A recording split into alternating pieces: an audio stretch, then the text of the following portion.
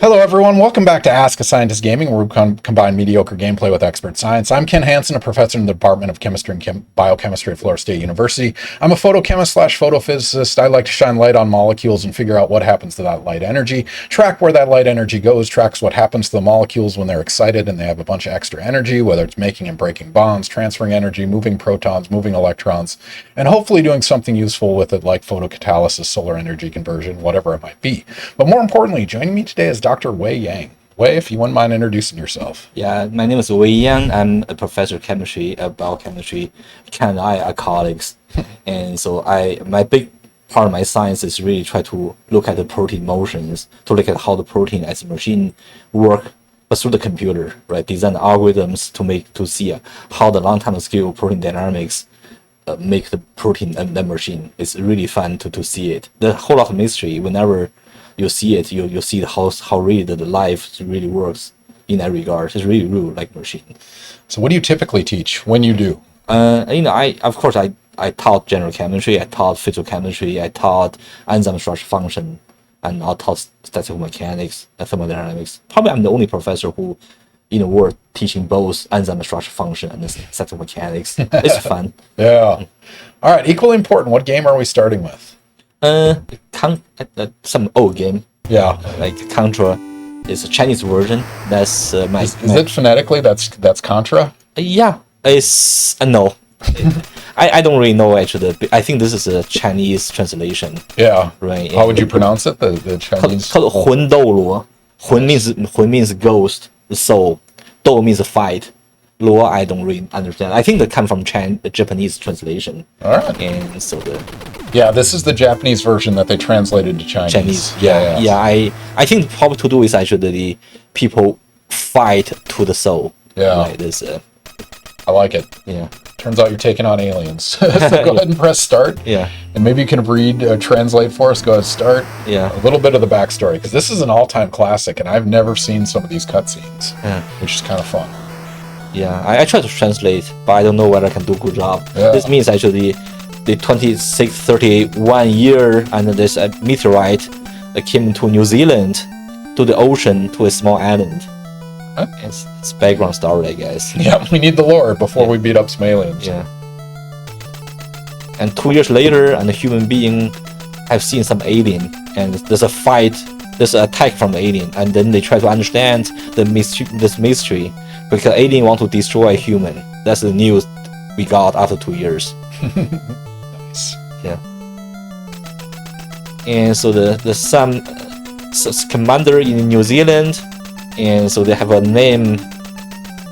The two person, Bill, Lance. They try to destroy. I think that they destroy the headquarters of the alien. And this doesn't exist in the US version, which is fun. It just shows the progression of levels. Yeah, that's the first one. It's called the forest. And so I think this is really old time in 1980s. People's imagination of the headquarters of alien. I mean, it makes sense. It was a good timeline for alien movies. Yeah. Lori, welcome back. Thank you for joining us. Almost on time. You are absolutely on time. We started a couple minutes late because I couldn't figure out the stream, but we did figure it out. What are we drinking tonight? What are we drinking and why? Heineken. Heineken is really, really good beer because actually, let me tell you a little bit history about this beer. Let's hear it. Right, this is German beer, and so the Qing. Have you heard of Qingdao? Because actually, Qingdao is really it's a German colony, and so they build a lot of beer, brewing factory over there, and so the Chinese beer really like this. Right, I think whenever you drink Chinese beer, you feel actually like a German beer. Right, and so that's why I think Chinese like drinking this beer mostly because that's really Chinese beer from German. What's crazy is that the most popular beer in the world is ice beer. It's the Chinese brand. Oh, interesting. Yeah. Well, I think it's just sheer number of people, right? Even if every German in the world drinks Heineken, it's still less than Chinese. Right? Yeah. I think the Chinese beer, so-called Chinese beer, really German beer. Yeah, it's a similar process. It's really German brought to China. And on a related note, so I was in Brazil for a conference, and then while there, whenever I go somewhere, I try a local beer, right? Yeah. So I'm like, okay, what do you have for local beer? And they're like Heineken. I'm like, Local beer. Yeah, I was like, that's a local beer. Yeah, I think. And I didn't contest it at all. I also didn't have it because I didn't believe them. But it turns out Heineken, like in the 90s, basically came into Brazil and tried to market themselves as a premium beer. Oh, I see. And so they broke into that market. Not only that, but they have breweries there now. So they actually brew Wow. Heineken in Brazil. So it is a Brazilian local beer. So yeah, fun fact. Yeah. But popular in Brazil, China, and Germany. Yeah, and I think that And the US. Exactly. I think in ancient time, people did find out some evidence, and ancient people drink so-called alcohol really more closer to beer. It's not real beer, right? But actually, the process is similar to brewing beer. Yeah, just fermentation. Yeah. India, actually, my older son who's in college, when he turned to the age he can drink, he tried beer first. Yeah. And he called me and said, Dad, why you want to drink beer? It doesn't taste so well. It's an acquired taste. Yeah, I said you have to be old enough to know it tastes good. Yeah. Yeah. Yeah, my first beer was actually in Germany. It was a Hefeweizen. It was Oh. like I was like 20, 22, something like that. Because I didn't drink before that. But I was there for the Nobel laureates in Lindau. Oh. And I had to have a beer while I was there. Why not? And that's cool, actually. So you saw a bunch of the Nobel Prize winners. Yeah, there were 23 chemistry Nobel Prize winners. It was the chemistry specific one, which yeah. was amazing. Yeah, I remember what's the name again? Our colleague Harry Koto used to go there. Yep. Yeah. We sent a couple students there. I think Yeah. Gabe went there once. Oh. And, yeah. Yeah, I remember that actually. Yeah, it's a very cool meeting Yeah. on the Lindau Island. Yeah. Whom did you see? Oh man. You remember some of them? Schrock, I remember for sure. Man, I had lunch with what's his name, the one that figured out the chemistry for the ozone depletion. The from UCSD. I remember this from UCSD. Curl was there, so I got to see another C60 Nobel Prize. Yeah, from Rice. Yep.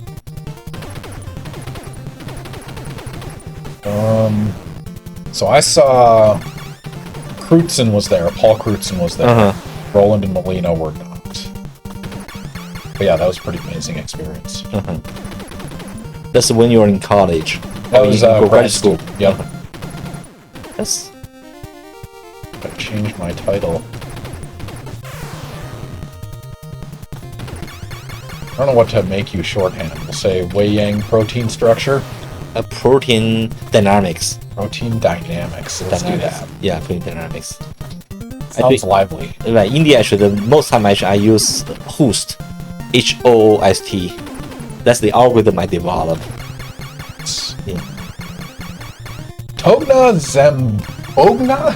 Togna Zambogna. Thank you for joining us. Hey, look, it's my subject areas. What's going on, science gamers? Hanging out, playing some gaming. Our guest today is Dr. Wei Yang. He is a biochemist, biophysicist. Would you fall into that domain? I would call myself theoretical chemist Theoretical. slash computational biophysicist.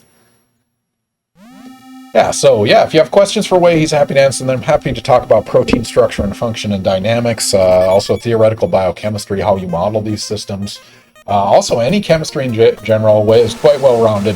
He's also chair of our department, so he'd be happy to talk about the duties as chair. Because you weren't chair last time you were on, right? I was not yet. That time, just before then. So Wei's...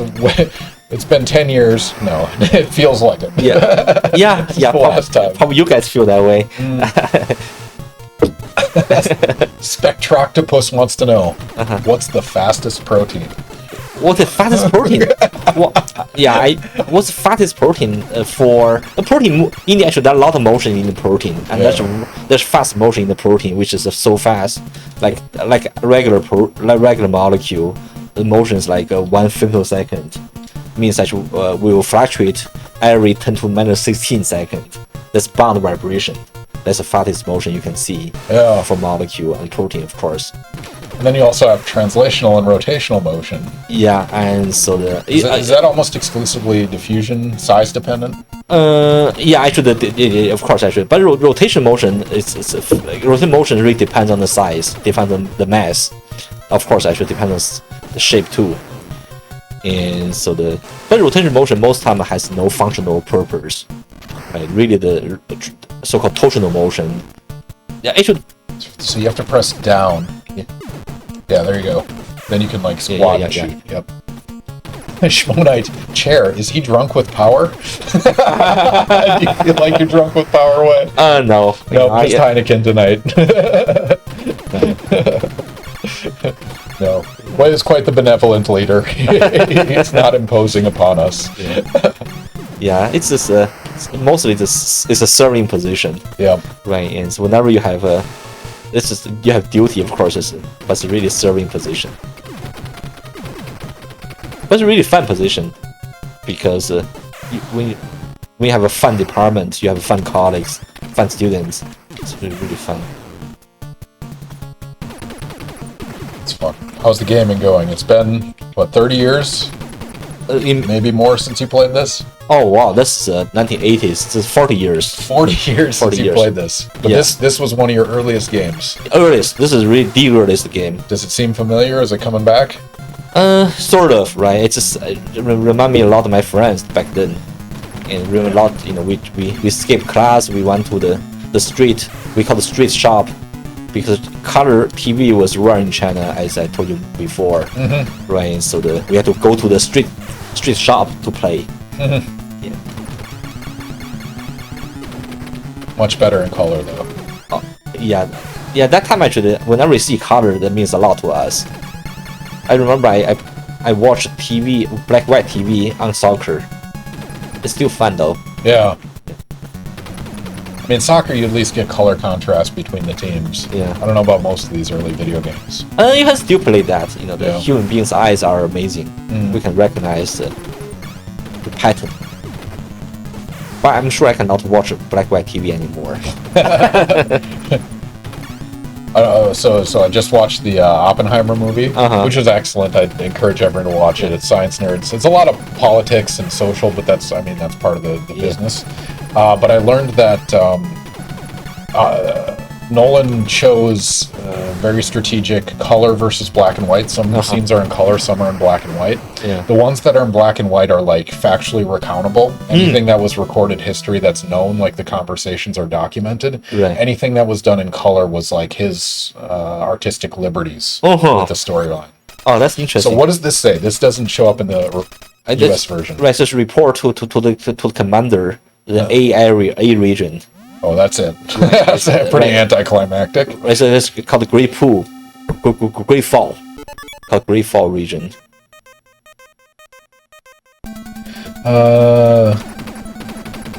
Togna? Names pronounced like Bologna. Professor Hansen, I briefly emailed you about the show. I'm in publishing and handle studies in biochemistry and structure. So excited for tonight's stream. Oh, that's fun. That's cool. Message. I don't remember your email, but that's fun. Yeah, I'm glad. I mean, if you're a biochemist, this is the guy. Wei is happy to talk biochemistry all day. Oh, yeah, structure. I would like to talk with you structure. Yeah. Wei and I have published together, actually. He's used his forces for evil to describe materials and structure of materials at interfaces, which is kind of fun. Tony Zamboni. But yeah, the question they had earlier is, what's new in the field? What are you excited about? I think that really one big part I really excited is to be able to see longer time scale protein dynamics. Right, protein like a machine, right? And so it's always amazing to see how the atoms move that make the machine to be possible. And so when you see the protein structure is static, you don't see that as a machine, right? You never really know how the protein gonna move and to make a function possible. But when you have a long enough time, you'll be able to see actually the protein will move in a very organized way and to make a function to be possible. And to me, that's always really interesting part. Like, it's mystery. Yeah. When you see the molecule and you want to see how the molecule really do things and to make a function, to make life possible. And what blows my mind about proteins is the subtlety of the structural change that's necessary. Yeah. Like these remote phosphorylations, the other side of the protein, you add one methyl group or one thing, you either turn it off or turn it on. Yeah, the regulation. The protein actually, in the actually, people say enzyme because the reason people pay attention to enzyme because enzyme makes reaction faster. But actually, it's very easy to make a reaction faster, but really hard to to make a enzyme function regulated. Means actually you can control, you can make sure it couple with other process, right? And that's called error story, right? Means any part you change remotely, which can really modulate the function which is very far away from the location. And that's really the error story really means. Right? Error story means actually at a distance, right? And so. And right now I think that with you asked me what I'm excited about. I'm really excited about, right? And so when you see how the molecule move in the computer, when you see actually it functions in the computer, you really start to know the secret, which is a little bit different from doing measurement, right? And so that's really exciting. The computer is faster, algorithm is better. Right now we really are able to see all these functional motions. Keep going. You got this. It's the talking end gaming. Yeah. That's cool. It's a challenge for sure. Yeah. Secret Agent, thank you for stopping by, hopping in for a few. We greatly appreciate it. Hopefully you have a drink in hand, hanging out, playing some video games. Cheers, everyone. Drinking some Heineken. You guys can't see because green screen is making it black, but there it is. The Heineken green is there. I really like the controls in this game. Yeah. Like, it feels very responsive. It's quick. It feels like you're in control. Something I didn't appreciate. Ooh, Secret Asian headed to a concert. Oh, cheers. They redeemed Take a Drink, so Wei, cheers. Thank you for joining me. Wednesday night, before the semester chaos starts. I guess tomorrow the new students are in. Yeah, tomorrow we have an AI bootcamp. That's really fun. Shout out to Wen and Ollie for organizing that. Yeah. This is the first AI bootcamp at FSU. Yeah. People really excited. Yeah, I hope it's well attended. We have a 90 registered attendance so far. Wow. Yes. That's Zoom or in person? In person. Wow. Yeah, it's pretty good number. Secret Asian, we are drinking Heineken. So yeah, we're drinking a German beer that we talked about a little bit earlier that's popular in both China and Brazil. And so yeah, it checks a lot of boxes for our stream. Secret Asian, what concert are you going to? I'm curious. Presumably not a big name, because those are so expensive. Tickets have just gotten outrageous.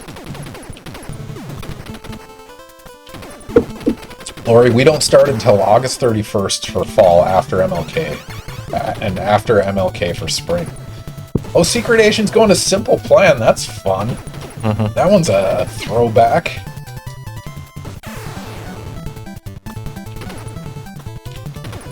Man.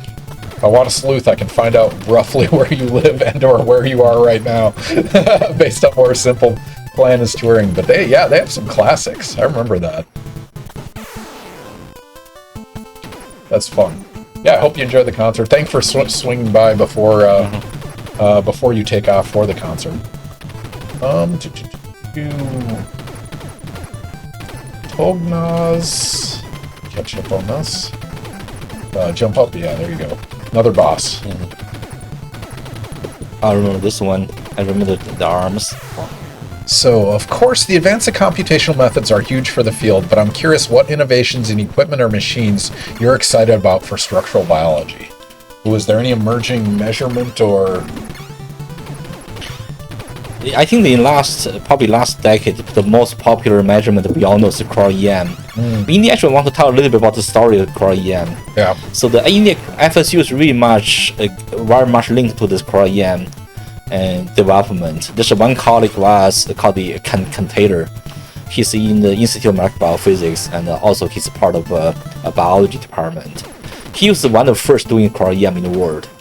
And indeed, probably he's the first one doing cryo-EM experiment in the world. And if you look at the Nobel Prize on cryo-EM, the document, he was listed as number 4 person. Of course, only 3 people can get Nobel Prize. Yeah. I think the one reason actually he didn't get Nobel Prize because his experiment wasn't working well because he didn't find out the special phase of water, which is very important for cryo-EM experiment. But there's another part of the story. Cryo-EM was always underdog in probably 20 years ago. It's good experiment, but didn't have enough resolution. And then there's one young person probably 30 years ago. So you have to shoot him in the mouth. Yeah, 30 years ago actually he was in Germany, and he was doing physics on the metal materials. Like he was a physicist at the time, but he wanted to do biophysics, and so he wrote an email or letter probably at the time to Ken Taylor, our colleague, and saying, Professor Taylor, I want to really do biophysics. I want to learn cryo-EM, and so can I work with you as postdoc? And so he came from Germany to, he's Chinese actually, he came from Germany to US, FSU, and being postdoc. And indeed, actually, this person called Yifan Chen, he revolutionized the cryo-EM afterwards. That's awesome. And after he became professor at UCSF, Yeah. That's why cryo-EM is so popular experimental techniques. I think but still that's not enough. You still don't see dynamics, and there's no good tool yet to be able to see real-time dynamics of the protein. So Togna, as a follow-up, on my team we throw around resolution revolution quite a lot. Yeah. Resolution revolution. Yeah. So those of you not familiar, electron microscopy is basically, instead of using light for a microscope and transmitting through, you use electrons, and electrons have a shorter wavelength basically, and it lets you get higher resolution so you can actually see things. But cryo-EM, you talked about the phase of water. We've had a guest on, Scott Stagg, actually, who's an expert in this. But one of the key steps is freezing water without blowing up the protein. I like to tell my Gen Chem students about this because, like, sure, Walt Disney might have froze his head, but unless he did it in a very specific way, it shredded every cell in his body, and it's going to destroy them. Yeah. And so that's one of the issues with proteins. You have to basically flash freeze it without the the evaporation and all the kinetic evaporation that makes things bounce around. Yeah. And so they figured out a way to do that. Now they can freeze proteins in their native states, arguably. Yeah. Also, an important part, when you learn general chemistry, the physical chemistry, when you learn the phase diagram, the water has a very complicated phase diagram. Of course, most time we know water is liquid, solid, and gas. But indeed, water has a lot of solid phase. Right? Yeah. We know even the snowflake has different structures, and so we know if the water is crystallized, it's not transparent. It doesn't work for EM, right? So they had to be in a phase which is transparent, which is really big discovery. Yeah. Right, and that's one of the reasons. I don't remember his name anymore. I think you don't want it to crystallize, right? No, you want it amorphous. You want to be transparent. Yeah. And so that's a very special phase. But like you said, it doesn't capture dynamics. You gotta shoot that thing. Yeah. It doesn't. And so this is, of course, every single scientist is confident about what they do. Me too. Right? And so I believe actually the real solution is to do computer simulation. Yeah. And so the real problem is just how to solve the long-time scale, to capture long-time scale dynamics in the computer. And that's a really big effort overall the world. And now people actually try to use the AI, and so I'm still not convinced yet you can use AI to solve the dynamics issue, right? But it can be a good approach. We have to be very humble about other people doing.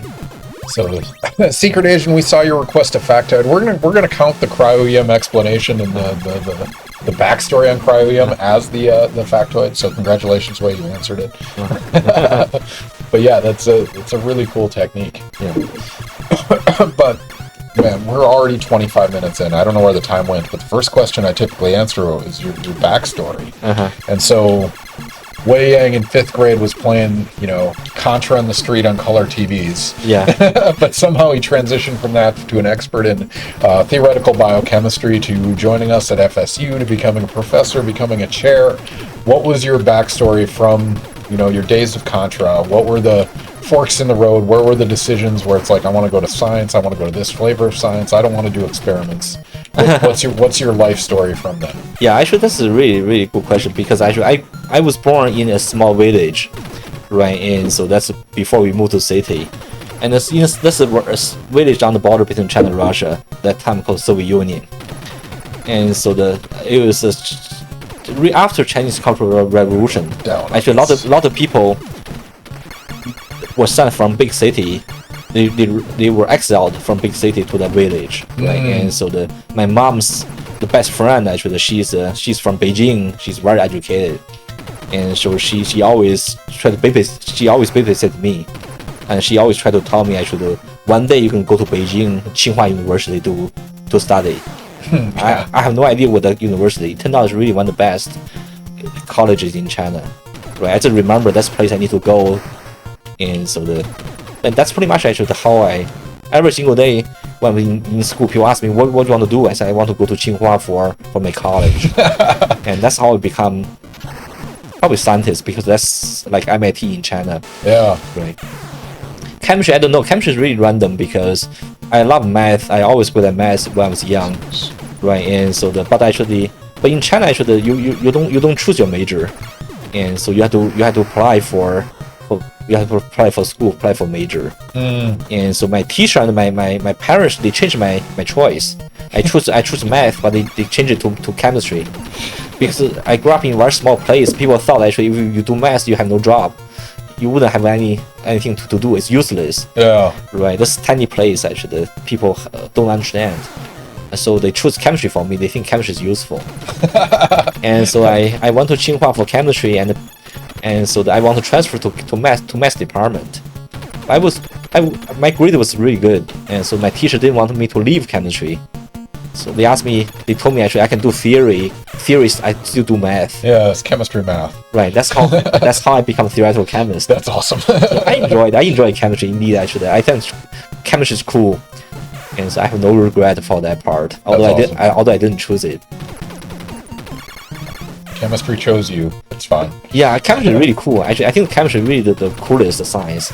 It's better than physics, better than biology, right? And so on one hand, actually, physics actually is all about simple models, and then so that the biology is too far away from physics, and so chemistry really has complexity, also has rigor, has both part of it.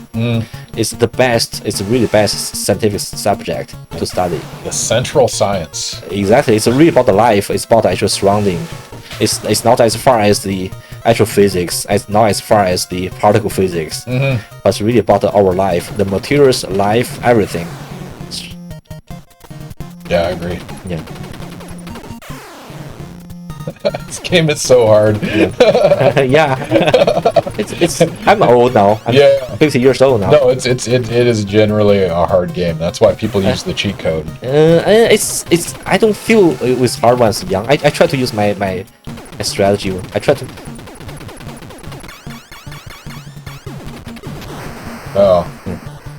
But it's one of those, especially if you're playing on a quarter machine, it eats them up hard. Yeah, I try to be serious, a little bit serious too. No worries. Alright, we're a half hour in already. Oh wow. Time flies. Time flies, We're making progress. I think you're through, what, 3 levels already? Yeah, I think so. It's only like 6 levels in the game, so that's good progress. So we should put up one of the predictions. Which one do you want to do? Let's do something interesting. Let's do the first computer simulation of protein. All right, ladies and gentlemen, we're going to put up a prediction for you guys. If you're not following us, click the follow button. You're going to get something we call standard internet units, which are imaginary Twitch points. They don't really matter outside of the stream, but in the stream, you can unlock emotes. You can make us take a drink. You can request a factoid. You can do a highlight message, whatever. I don't remember what commands we put. But normally on Twitch, these predictions are based on video games, and they try to ask, will Wei beat this game in the next minute, or whatever it might be. In our case, we ask you guys science questions. So you're going to have to use what you've learned from the stream or what you know off the top of your head. Don't search, don't chat GPT, Gen AI this answer. But the question for you guys is, when was the first computer simulation of a protein? Before 1970 or after 1970? And so if you guys aren't familiar with this, on the top of your chat right now, there's a predict button. Click that predict button, and depending on your degree of confidence, you can gamble as many standard internet units as you like on either of those answers. Was the first calculation before 1970 or after 1970? That's a fun threshold time, too. I like that. First computer simulation of a protein. Oh, man. Oh, we got... Let's see what's their prediction. We're gonna wait. They have about a minute, so click that predict button. I'll be curious what people do, what they're confident in. Much more interesting than protein statistics. I mean, it's all statistical mechanics, right? Yeah. Old Man Felonius, welcome back. Thank you for joining us. Dynamics versus statics. Oh, it's statics. Sorry, I read that wrong. Dynamics versus statics. And you're a fan of dynamics, but most of our measurements are static. Yeah, we all dynamic. Whenever we move, molecules, atoms always move. There's no.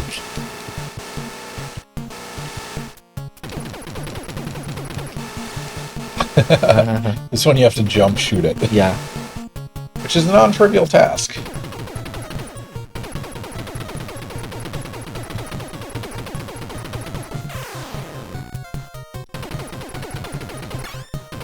Ooh, hurry up and get your answers in. We're going to close it.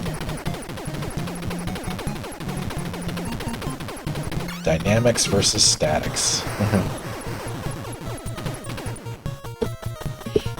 All right, Wei, what's the answer? First computer simulation of protein before 1970 or after 1970? When was it? It's after 1970s. After 1970. Congratulations. Holy cow, Old Man Felonius, you get a 44-1 payout.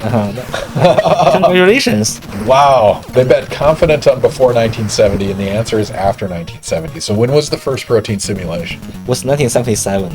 Right. It was a really interesting story. In the actually, this was done by my advisor, my postdoctoral advisor, Martin Koplos. He passed about a year and a half ago. He got Nobel Prize about 13 years ago. And so the computer was very slow at that time. It was can do nothing almost, right? But their imagination is actually one day they're gonna put chemistry into the computer, and they try to program all the physics in the computer, try to see how the protein move in the computer.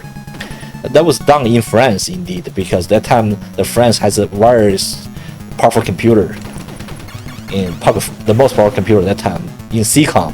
So that's where they performed the simulation. That's really started the whole research area of computer simulation for proteins. Now people use the simulation to design drug molecules. It's really important in the industry. But they all started from the very simple simulation back then, 1977. Do you remember what the protein structure was? The protein is a really very boring protein, which has almost no function. It's an inhibitor. It's only the protein really doesn't do much. Only it's like a rock, and it's called BBTI. I don't remember the full name of the protein. And they didn't even simulate it in the right environment. Protein should be in a solution, but they only simulate the protein as in the gas phase, like vacuum. It doesn't even exist. It's only conceptual. So they knew like the amino acid sequence, and they were trying to optimize structure, or what was the? They try to look at how protein, when protein move, how the protein look like. I see. And they were amazed. Actually, in the simulation is really amazing, because the first time ever they realized protein moves so much. Even in 10⁻12 seconds, they move a lot. And people were really impressed, because you remember we can now see the protein. Yeah. Right, and so now they saw it in the computer. And so the paper was published in Nature. This is one of the reasons why Martin Koplos got Nobel Prize. It was that paper. Right. One of the papers. He did quite a bit of other stuff too. Yeah. Right. But that was the big one. The really big part of it. That started the revolution. Right. The human being always just start from their own imagination. Right. And I think Martin always actually he always imagined how protein move, how molecule move. Right. We don't see them. Right, one way to see them is really using computer to simulate.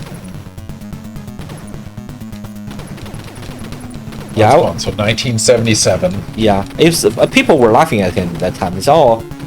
He wrote a review article. He said actually the chemists laugh at him. Yeah. Right, and biologists said actually, yeah, it can be useful, but you never make it useful because it's computer too slow.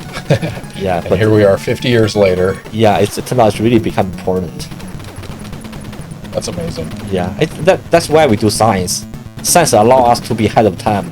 Science allows us to pursue our imagination and so the dreams, right?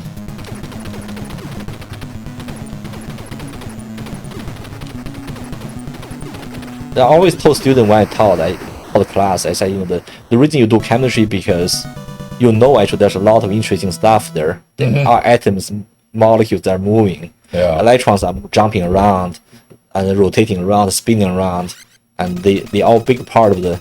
Is it the same message every time? No, yeah. Right now, say we finished the B area. we done. We're happy. So now we're on to C. All right. Yeah. Snow level. Let's do it. By Stone Mountain. This is called the greatest Stone Mountain. That's awesome. Yeah. So yeah, congratulations for those of you that put after 1970.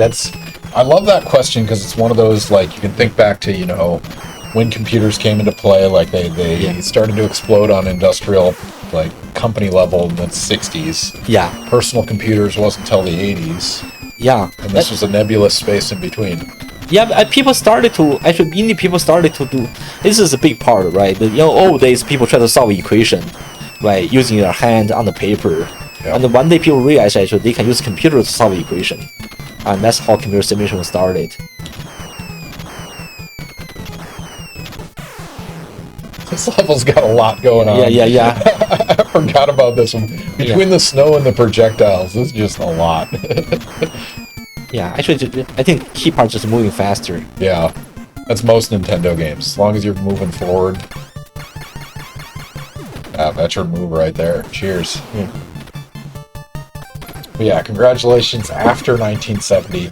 So if you had to guess, or if you could put a number on how much better our computing power is now versus 1970. Oh, wow. I mean, it's just Moore's Law, right? Every 1.5 years.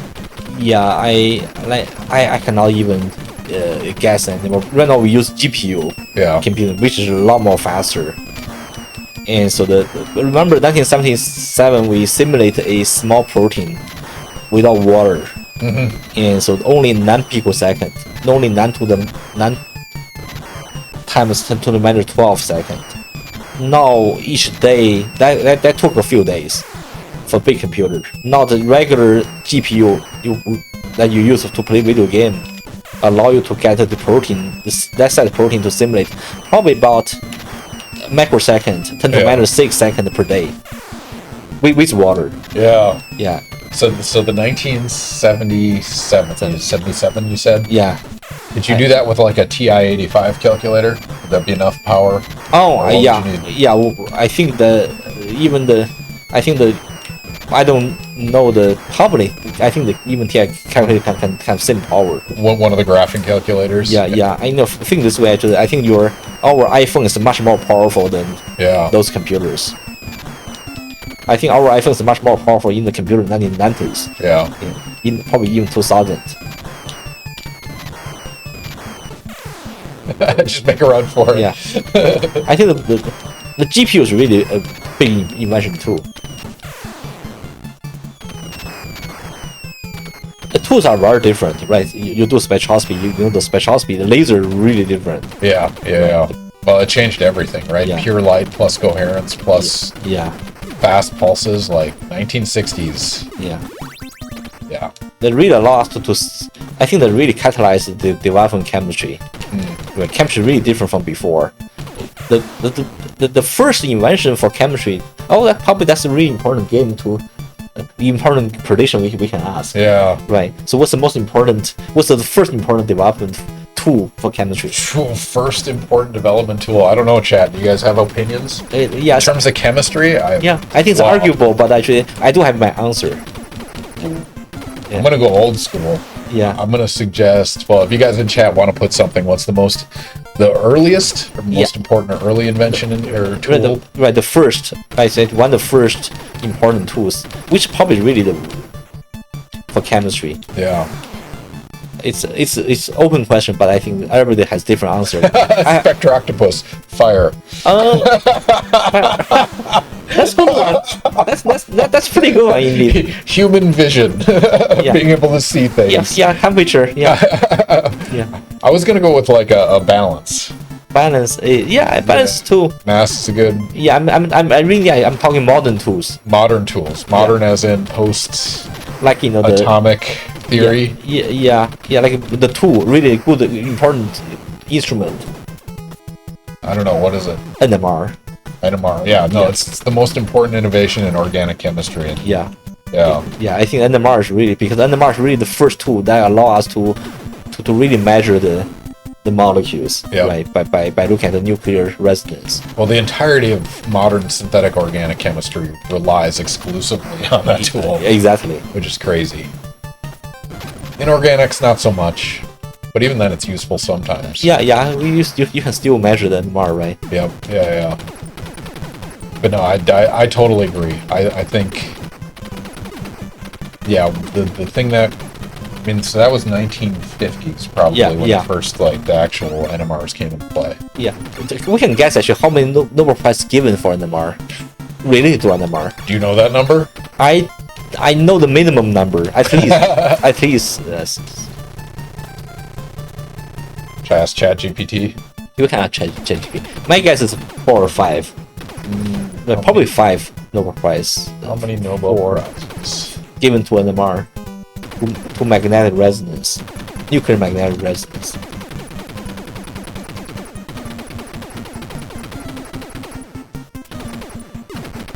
I remember 3, but I guess probably 4 at least.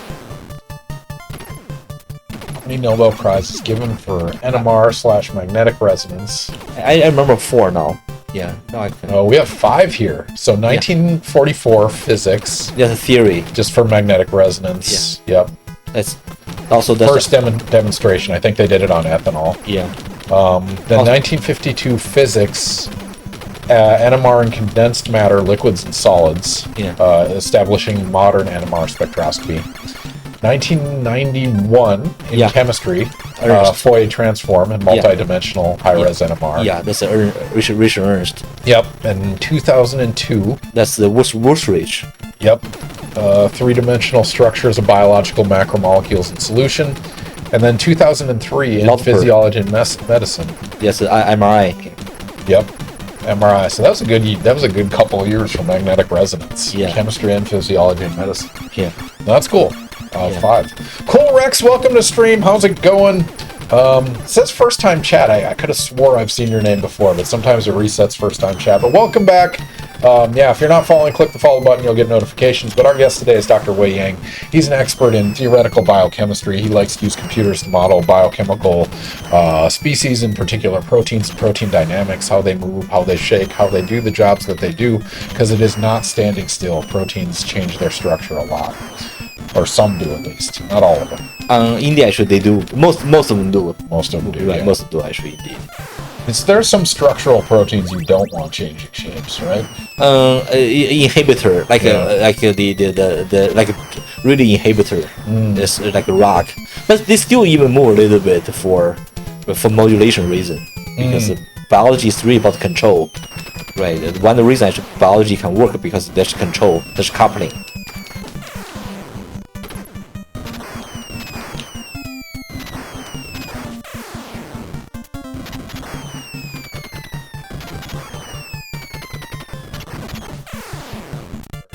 Cool, Rex. Thank you again for joining us. If you have questions, put those in chat. We're just hanging out, playing some Contra while talking about biomolecules, proteins, and dynamics, while Wei takes on the aliens in the Chinese version of Contra, which is kind of fun. It has additional cutscenes and brings him back to his childhood. 5th grade, is that? Yeah, 5th grade, yeah. Then 1986. Back when life was way easier. Yeah. Yeah.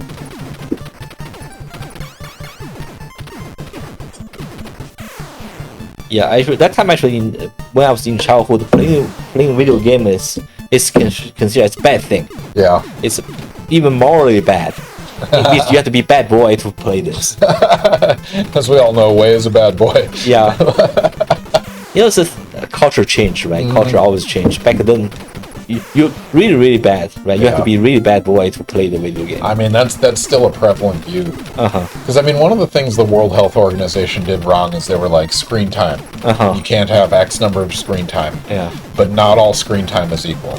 Right? Yeah, of course. Watching a video game is not the same as passive whatever. Yeah. But, speaking of which, this bottle opener, Eugene brought this back from China. Oh, cool. I don't remember what region it's from. Qingdao. It's brewery there. It's well known. Yeah, because Qingdao beer. Remember Qingdao? Yeah. So there it is. That's the black stuff you see is actually green. That's green screening there. Yeah. But yeah, Eugene DePrince brought this back from his trip to China because he toured the brewery. Yeah. It's kind of fun. He went to Qingdao. Yeah, so we use that now. Ooh, Cool Rex has an interesting one here. So I'll let you finish up the boss, and then I'm going to ask this question. I'll be curious. Oh, nice. Yeah. Congratulations. GG's, another level down. Cutscene, we'll move forward. Cool Rex, I have a question. I'm currently an investment banker working on a couple healthcare transactions.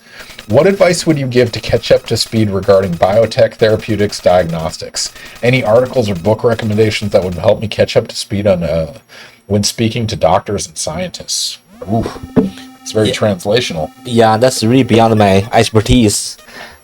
Yeah, I don't really know actually much about this area, right? But I would say actually, most time actually, if you want to know more, and so you can read some popular magazine, Yeah. right? And so I think nowadays actually probably the most popular target topic now is really about this new drug. The two drugs. One is of course diabetes drug. It's very popular, very successful. Another drug really people talk a lot really about actually the new anti-cancer drug. A target is not drug yet.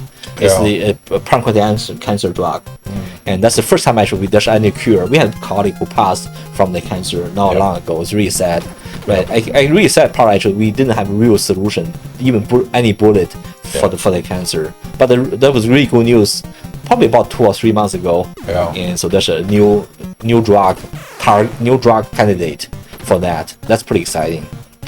I think there's one big part actually that we talk about this issue. Really, we talk about the research funding, right? And so we know the current government really cut a lot of research funding for NIH, right? And so India actually they even criticize saying actually the NIH is not very efficient. India actually look around the world, NIH is the most efficient funding agency ever. I was going to say, people have done like systems analysis, return on investment. Yeah. I think NSF is higher than NIH, but it's still way positive. Yeah. Right, very positive. I think because actually, in terms of actually how much we get out from the scientific discovery for human being for this country, right, and the much investments are much smaller than what we got. Right, and so to look at this solution for cancer, right? In last 20-30 years, there are a lot of solutions, right? Really due to the funding with basic research, right? For instance, actually, HCV drug, HCV is not, we can fully cure HCV now with a drug, right? And one type of leukemia can be totally cured.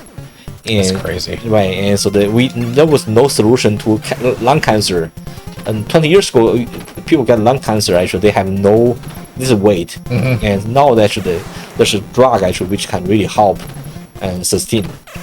There are a lot of improvement for health, and so this is all the power of basic research, right? From our imagination, starting doing the gas phase simulation in 1970s, right? Yeah. So all doing some other stuff too.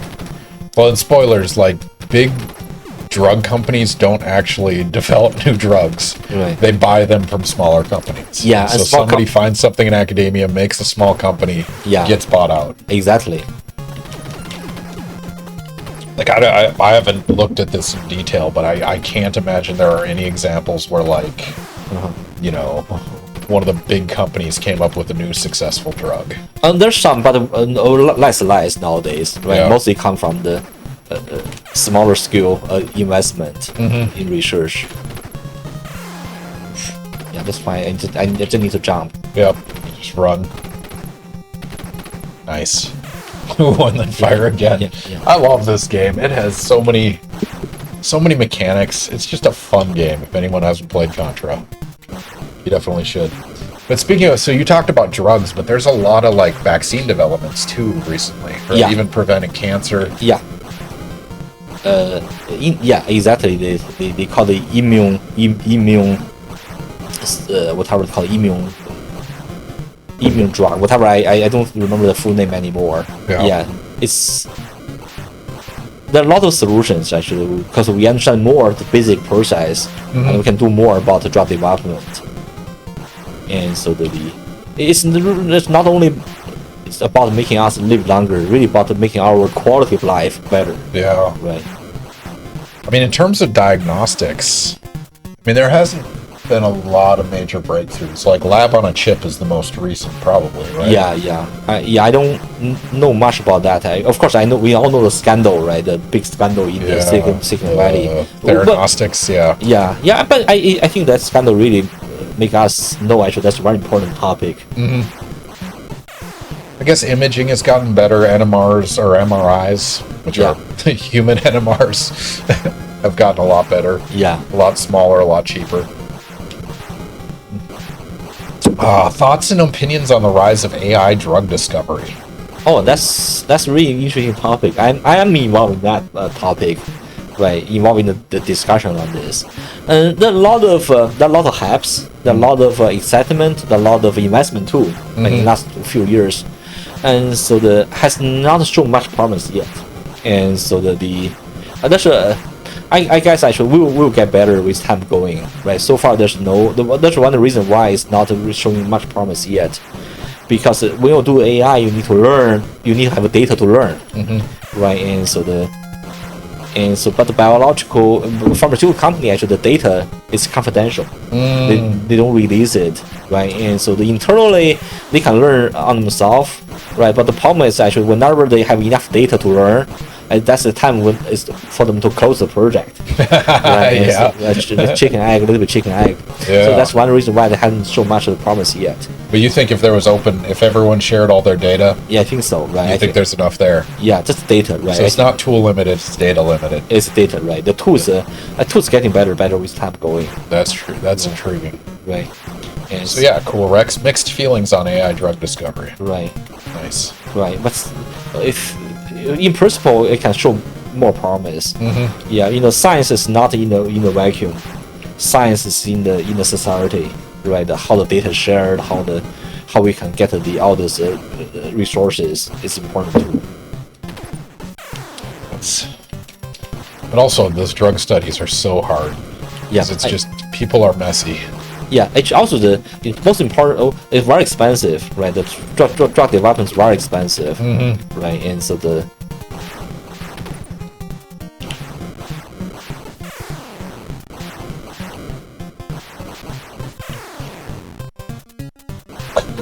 These fire bars they're aggressive, stressful. Yeah, I think we just need to move fast. There's no other strategy. Yeah.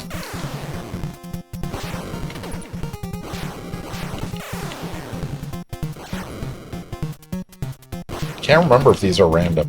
It might be. It's not random. I think there's only one strategy. I need to get back the strategy. Right. I think just move fast. Any Contra fans in the audience? Yeah. Probably they're all too young. No, Contra's timeless. Yeah, but a new Contra game might be fun. Oh, look at that! The skip over the top. Yeah, I think that's the strategy. Yeah, that's strategy.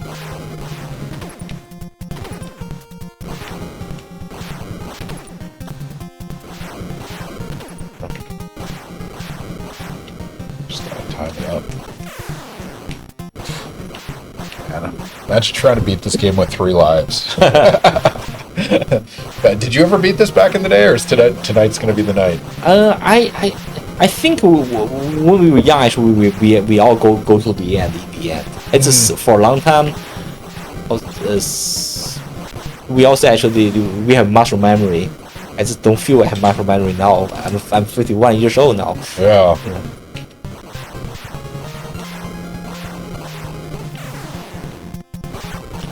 But also when we were young, actually, it's so precious to be able to play. You have to pay, and you're so careful, so serious about every single thing. Make the most of your time. Yeah, exactly. Yeah.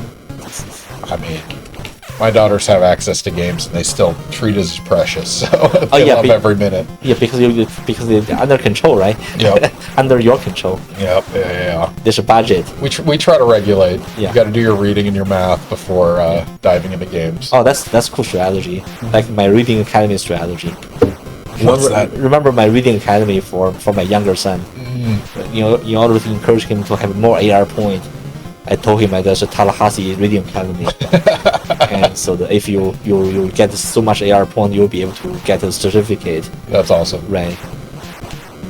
Only one day, actually, he asked me, actually, his dad, what's your website?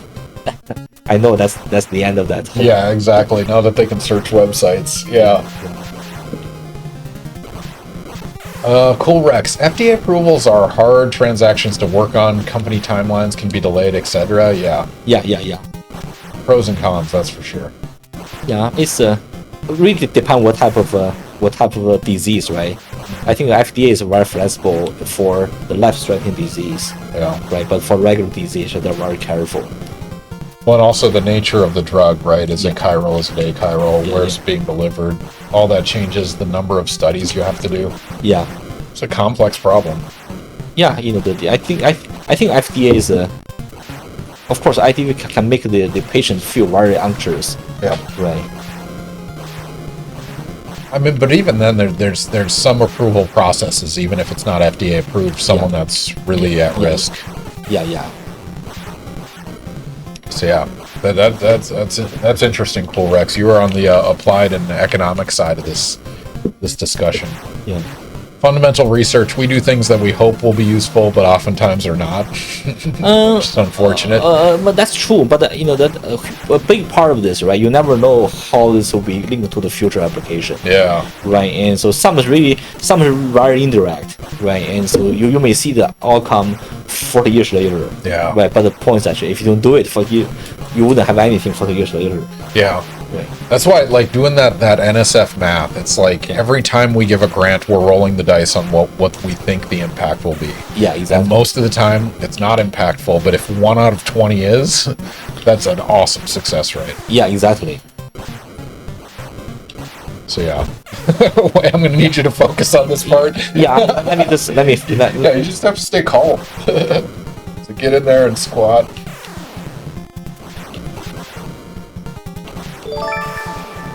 There we go. Cool Rex, thank you for the subscription. You don't have to subscribe.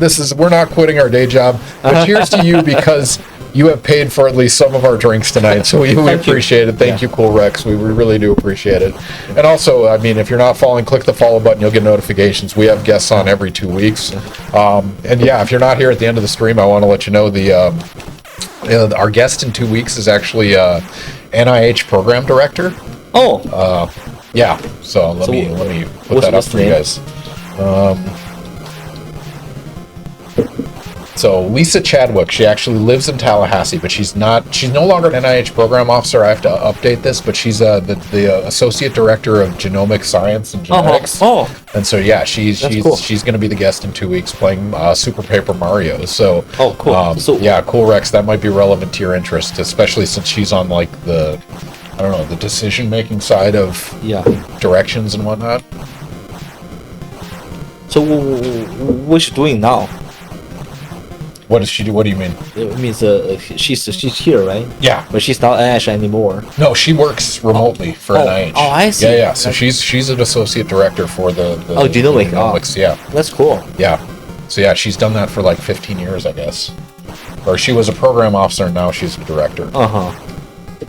But yeah, because they deal with all I don't know what the NIH equivalent of an SBIR or an STTIR. It's also same name. It is. So it's these federal agencies give these translational grants that someone proposes, hey, I'm going to take this fundamental idea and I'm going to translate to a commercial product.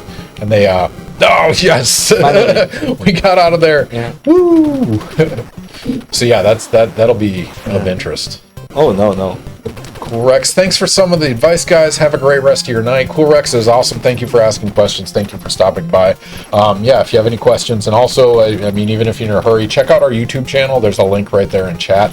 This stream in its entirety, all 3 hours of us discussing and hammering our way through Contra will be on YouTube. And you can look up our previous guests as well. So, yeah, if you're interested in that, we have quite a few health people: psychology, biology, chemistry, NIH. But yeah, Cool Rex, thank you for stopping by. All right. Speaking of which, we're at 9 o'clock. We're 1 hour into the stream. getting our way through Contra. I think this is the second to last level, if I'm not mistaken. Yeah. So you're making progress on that front. Almost there. Yeah, you can feel it. It's getting closer every time. So that's good. When you are immortal. Yeah. When you have life. God mode is amazing. Yeah. It's also stress relief because you don't have to focus. You can just chill and go through. Yeah. Still bring you back to your childhood. Yeah. It was different time. It's very hard to remember the time.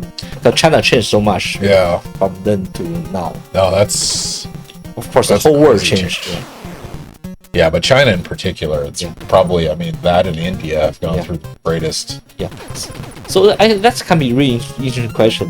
The 1980s, to me, that's a really big news in US. Biggest news probably ever to my childhood. And that's from US. Guess what that news is? Oh, from the 1980s. 1980s. That was great news. That's really biggest news ever. Oh, man. So Nixon went to China in 1970. Yeah, but that's I'm talking about what happened in US. I don't know what happened. Challenger.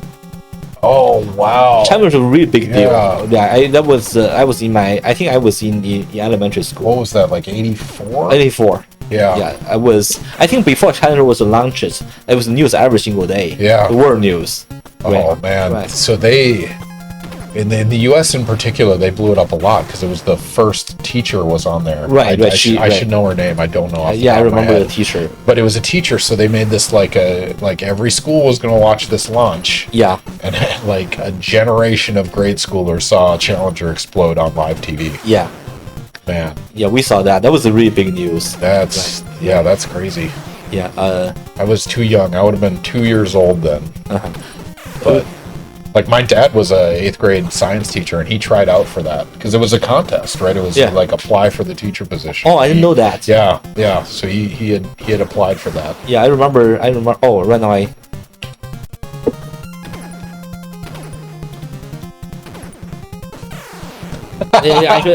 think I shouldn't jump. That's the way to go. Yeah, no, that was a good strategy. Yeah. That was clever. Right, probably that's the only way. But yeah, those of you not familiar, Challenger had some O-rings, had some temperature, humidity issues, and ultimately, exploded upon launch. Yeah. Which is absolutely devastating because you just saw it go up and split into 2 smoke trails. And yeah, it was. We were all shocked. Right. That was a crazy event. And anyone that's in Tallahassee or visiting Tallahassee, we have the Challenger Center, which is kind of cool. Yeah. But also, what's the name of the space center in Orlando, or south of Orlando? Probably it's NASA Space Center. Whatever they call this. Yeah, what is it called? Somebody knows what this is. Kennedy's. It's not. Is it Kennedy? Yeah, no, it is Kennedy's. Kennedy Space Center. But they have an exhibit dedicated to Challenger, a bunch of objects from the explosion, things like that, plus the story behind all the scientists. My daughter did Challenger camp last year, and cool. One of the space camp, they had her. Well, it was like a contest to memorize the names of the people, and so she actually learned all of them. And I quizzed her on it, and I still don't. Oh, it's going to give us something different. Look at that. That does not exist on the US one. Oh, okay, now we finish one more. Last one. Here it is, the final level. Machine shop. It's called the machine shop. All right. Oh no, we're not there yet. There's still an alien level after this one. Yeah. Yeah, I remember this one. I remember this is a very annoying one. You have to do like this. Yeah. There's a pattern to it at least. Yeah. You have to be very patient. Oh. And then it starts you back further. Yeah, that's the strategy. I remember this strategy. Just die and fly.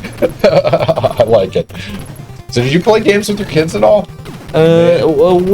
Not with younger one, because younger one really doesn't play much video game. But he likes the more card game. I play a lot of card games. Oh, that's fun. The older one, yes, I played quite a bit with the older one with him. Yeah. What was his game of choice? Right, like Super Mario, that sort of thing. That time was It's my oldest, my 9-year-old plays a lot of Minecraft. Yeah, Minecraft too. Yeah. But they play on their own. I think both of them like Minecraft.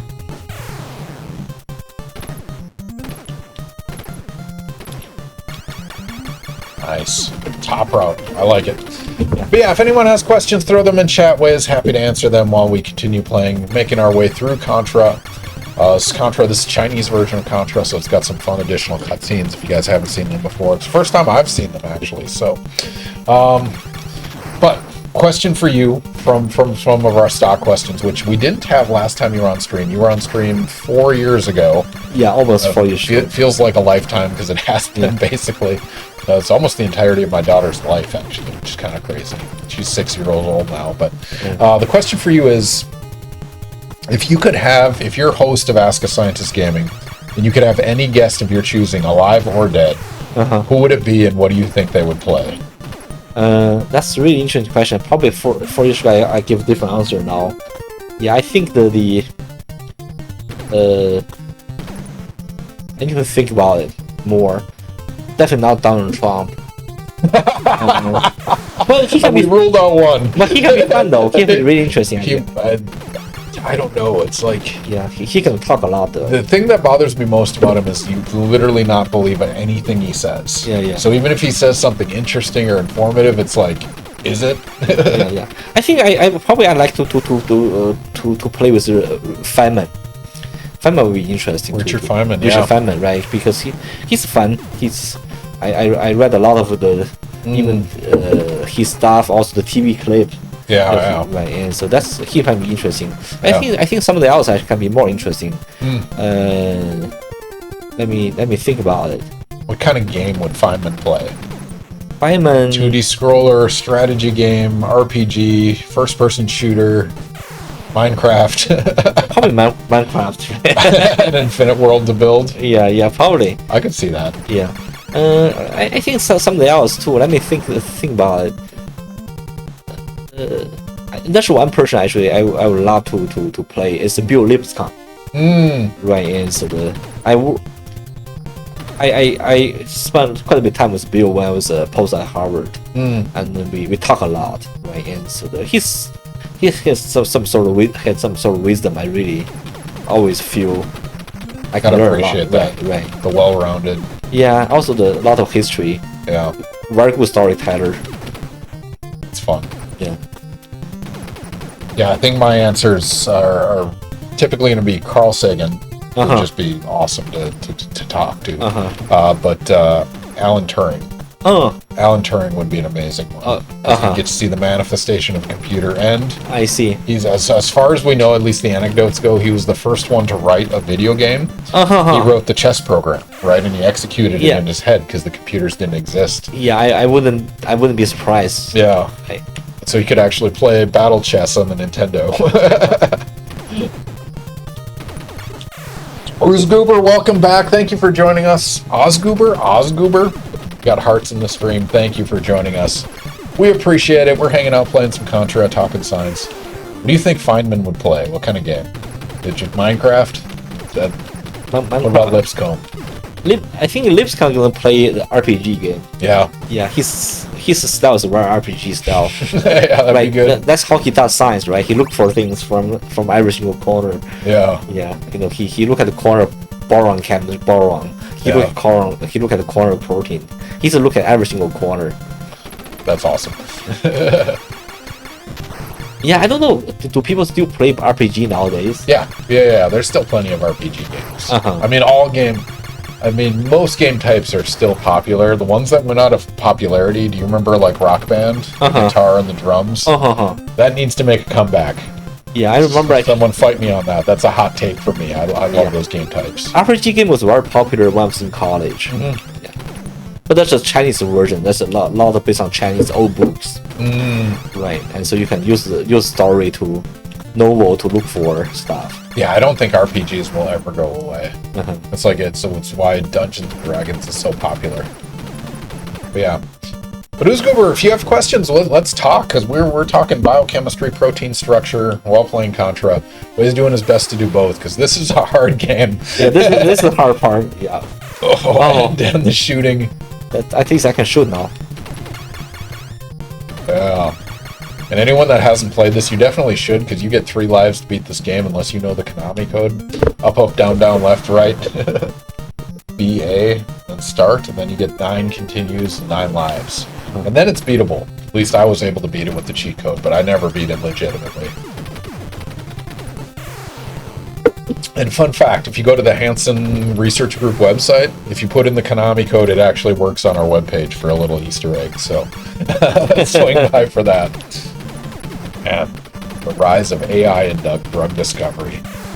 Man, I wonder if in the pharmaceutical market, they're over-investing in AI like everyone else is. Yeah, a lot actually. Indeed, actually, AI is a really buzzword, and so that has really not delivered yet. Yeah. Right, it's far from the deliver. Right, but I have a different theory. I think the computer simulation, which a physics-based simulation, will win. Yeah. Right. I do think so, because I was in a meeting last week, and so we talk a lot about that situation. Right, and so I think that a lot of people really see the promise of physics-based computer simulation than AI nowadays. Yeah. Man, it was fun going back to the world of video games and movies and programming, like, they are writing physics into movie, like, CGI engines, right? And it's simulating water dynamics, simulating motion and contact. It's a lot of Newtonian physics, but like, it's all in there. It's fun. Yeah, exactly. If think about actually Titanic, a lot of simulation in Titanic, the movie. Well, yeah, actually, the movie, of course, human beings always have a lot of imagination about the future, right? And that's one old movie, actually. I don't think it's very popular. Most people don't know the movie.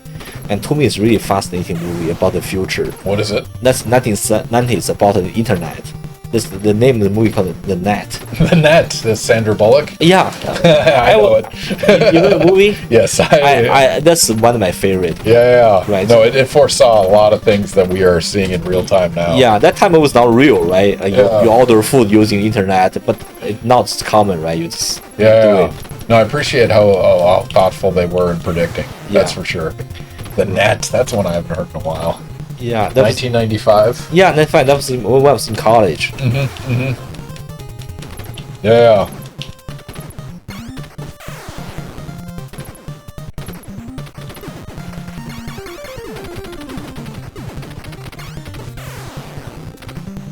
Yeah, that's one movie. There's another movie. Is really interesting movie. To me, I like those not very classical not popular movie called 13th Floor. 13th Floor. That's John Cusack. Yeah, it was overshadowed by the Matrix, right? But really, 13th Floor. That's not John Cusack. What is that? It was a great movie, but it was totally overshadowed by the Matrix. Was released on the same year. Vincent D'Onofrio. Yeah. I don't know if I've seen this. You should read it. Look at it. This is a very interesting movie. It's a holy crap! Is this the one that Olmo recommended like 2 weeks ago? Olmo Zavala. He's in scientific computing. Oh, I literally think he suggested this same movie. No, I think I suggest to him. That's awesome. I suggest the movie to many people in FSU. Because I guess he liked this one. This is one of my favorite movies. This is my graduate school time movie. 13th Floor. Certainly, I have seen the movie many times. We should probably play it in the chemistry. Yeah, we should. Conference room. Yeah, this movie is a really fascinating movie. I feel like our students underutilize projectors for movies and video games. Yeah, we should use our movie theater level of the conference room now. Yeah, we got a new projector system and camera system and audio system. Yeah. How is the camera? Have you used it? No, I'm not. We should try it out. Yeah, just to see, just do a conference call and see if it tracks around the room. Yeah. Today they are working on the acoustic panel. Yeah. Right. That's awesome. Really like the theater now. That's awesome. Yeah. Yeah. Well, I mean, so we dove into this world of movies. So I mean, you've watched a lot of movies, and some of them you really like. They get your discipline right. Some of them you're just disgusted by how wrong they are. Yeah. And so along the vein of, programming or biochemistry or simulation, mathematics, what movies get it right? What movies get it wrong? Let me see that's a really interesting question. What movie gets right? What? Of course, I think that the movie about the a movie about actually the scientist life can be really interesting. Very few such movie. Yeah. Oppenheimer is a really interesting movie that way. Yeah, I just finished Oppenheimer yesterday for the first time. Sorry, audience, I know I should have watched it earlier, but then immediately after the movie, I looked up, what did it get right, what did it get wrong, and it's mostly factual, at least in the timeline and the events. Yeah, and then what was wrong actually? That's a very popular movie back in when I was in graduate school. Right. This I don't remember the name of the movie anymore. It's really about Einstein's nieces dating. I don't remember the name actually. Oh, and it was like he was totally made it up. The movie was totally made it up. But that's really totally wrong in terms of facts. But it's an interesting movie. It's a really. It was a rom-com, right? Right. And he was like the wise sage giving dating advice. IQ 1994. Yeah. There it is. Meg Ryan. Yeah. Tim Robbins. Yep. No, I remember that. Yeah, that was totally made up. Right? And there's Einstein. Walter Matthau playing Einstein. Yeah. So this one was intellectually offensive to you. Yeah. Walter Matthau. Man, it's been a long time since I've seen that one. So that got it wrong. Yeah. What about programming? Have you seen programming captured well in movies? You mean what do you mean the programming? Just programming in general. So if you watched like Swordfish, it has ridiculous 3D graphics. Oh yeah, of course. Actually, that I can give you a whole lot, right? All the Chinese kung fu movie is wrong physically, right? Yeah. Right. For example, people jump many times to violate all the Newton's law. Okay. Yeah. Newtonian physics. There's plenty of those. Not too many, right? Yeah. Fast and the Furious movies. Probably probably popular movie in US is if you remember, Hidden Dragon, Crouching Tiger. Crouching Tiger, Hidden Dragon. Yep. Right. Yeah. You know they violate all the physics. People fly around. Old man Thelonious. Swordfish is always the password. Oh, that movie. That was. Oh God, that was John Travolta and Wolverine. What is his name? Hugh Jackman was in that one. That was one of his earliest movies. But ridiculous. Old man, you have to remember Hackers from the 1980s. Have you seen Hackers? No. Oh my God, it is just like cyberpunk combined with computer hacking. It's Angelina Jolie, a very early movie. Oh, it has 3D hacking graphics. Oh, it's amazing. Oh, this is sort of made up of this sort of imagined movie. Oh man, that's terrible. Yeah. The pool on the roof, yes, absolutely. Programming with a gun to your head. Good times. That's quality cinema right there. I like it. But there are some that get programming right. Yeah. Let me think about the programming right. Yeah. So one also. I think it's Titanic, right? I think what I heard actually they do computer simulation for Titanic. Oh really? Right. In terms of actually modeling the person. Yeah. That's what James I heard. Cameron was like he's a legit scientist. Yeah. Like he does his homework. He cares about physics. So that's interesting. Not necessarily what they captured in the movie, but how they shot the movie was accurate. Right. Also, they did a lot of stuff really modeled, right? I guess the same thing for Interstellar, right? Yeah. Yeah, Christopher Nolan and James Cameron seem like they do a lot of their homework. Yeah. With actually capturing things. It's a cost, right? Because in Hollywood, actually, when certain design, when they have certain design style to follow the science, they have to put a lot of money on it. Yeah. To capture it legitimately. Yeah, it's fun. Yeah, I heard about some story too. I try to remember some story about actually how they capture some of the famous one. Right, I think there's really some big movie time ago. I don't remember which movie it was. So Interstellar had a legit simulation of a black hole. Like not just the cartoonish ones we'd put on a poster, but like they put the computing power into applying the model to show what the light would do. Which is kind of crazy. Oof, nice move. That was good. Yeah, there's some programming. Man, I just watched a movie recently, Soulmate. It's a new release. It's about basically a robotic girlfriend, but the guy works for the company, and he actually starts like reprogramming her to turn off safety protocols, and it goes haywire. But it was actually command line text. It was like intervening, and I mean it was ridiculous stuff like forget all safety protocols and stuff and execute. But all right, here we are. We're at the heart of the alien beast. Yeah, that's the final. I love the sound effect when you hit the heart. You hear it? Yeah. Yeah.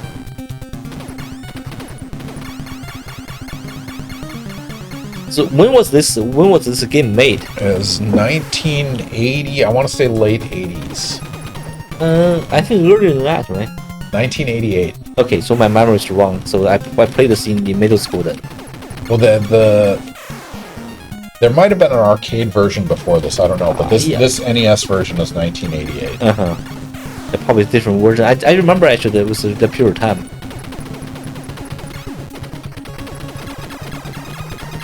Get that hard. Yeah, the best players in the world at this game are the ones that can push the B button the fastest. Wow. Because you can only get like 4 to 6 of the bullets on screen, but if you're right next to the thing, they disappear, so you can fire a lot faster. Wow. So that's their skill set in this one. So, do you know the name of the person? The fastest player in the world? So you are about an hour and 23 minutes into playing this game. What do you think the fastest someone has beat this? Let me guess. 10 minutes? 9 minutes and 46 seconds. Wow, that's impressive. And so it's King Koopa is the player that has beaten it the fastest. Not just the fastest, but the fastest by a couple seconds, which is incredible. Yeah, but that's like deathless 9 minutes through all this. Yeah, how about you? I don't think I've ever done it without cheating. Any percent, low percent. We done. Yeah, let's see what the Chinese credits look like. I don't know if it has a different cutscene. It might be the same.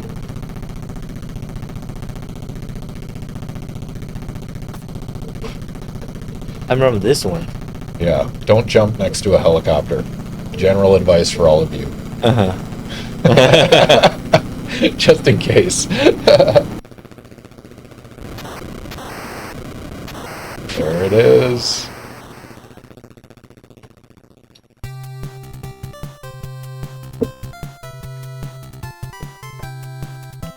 It's our jam, ladies and gentlemen. GG's. Congratulations, Wei, you did it. You beat the aliens. Yeah. Congratulations, player. You completed. You have successfully driven alien out of the Earth. Good job. Good job. Yeah. Pat on the back. Right. You have experienced the following places: the forest, and so what do we call it? Actually, the station A, the Great Fall, station B, a big stone mountain, the factory.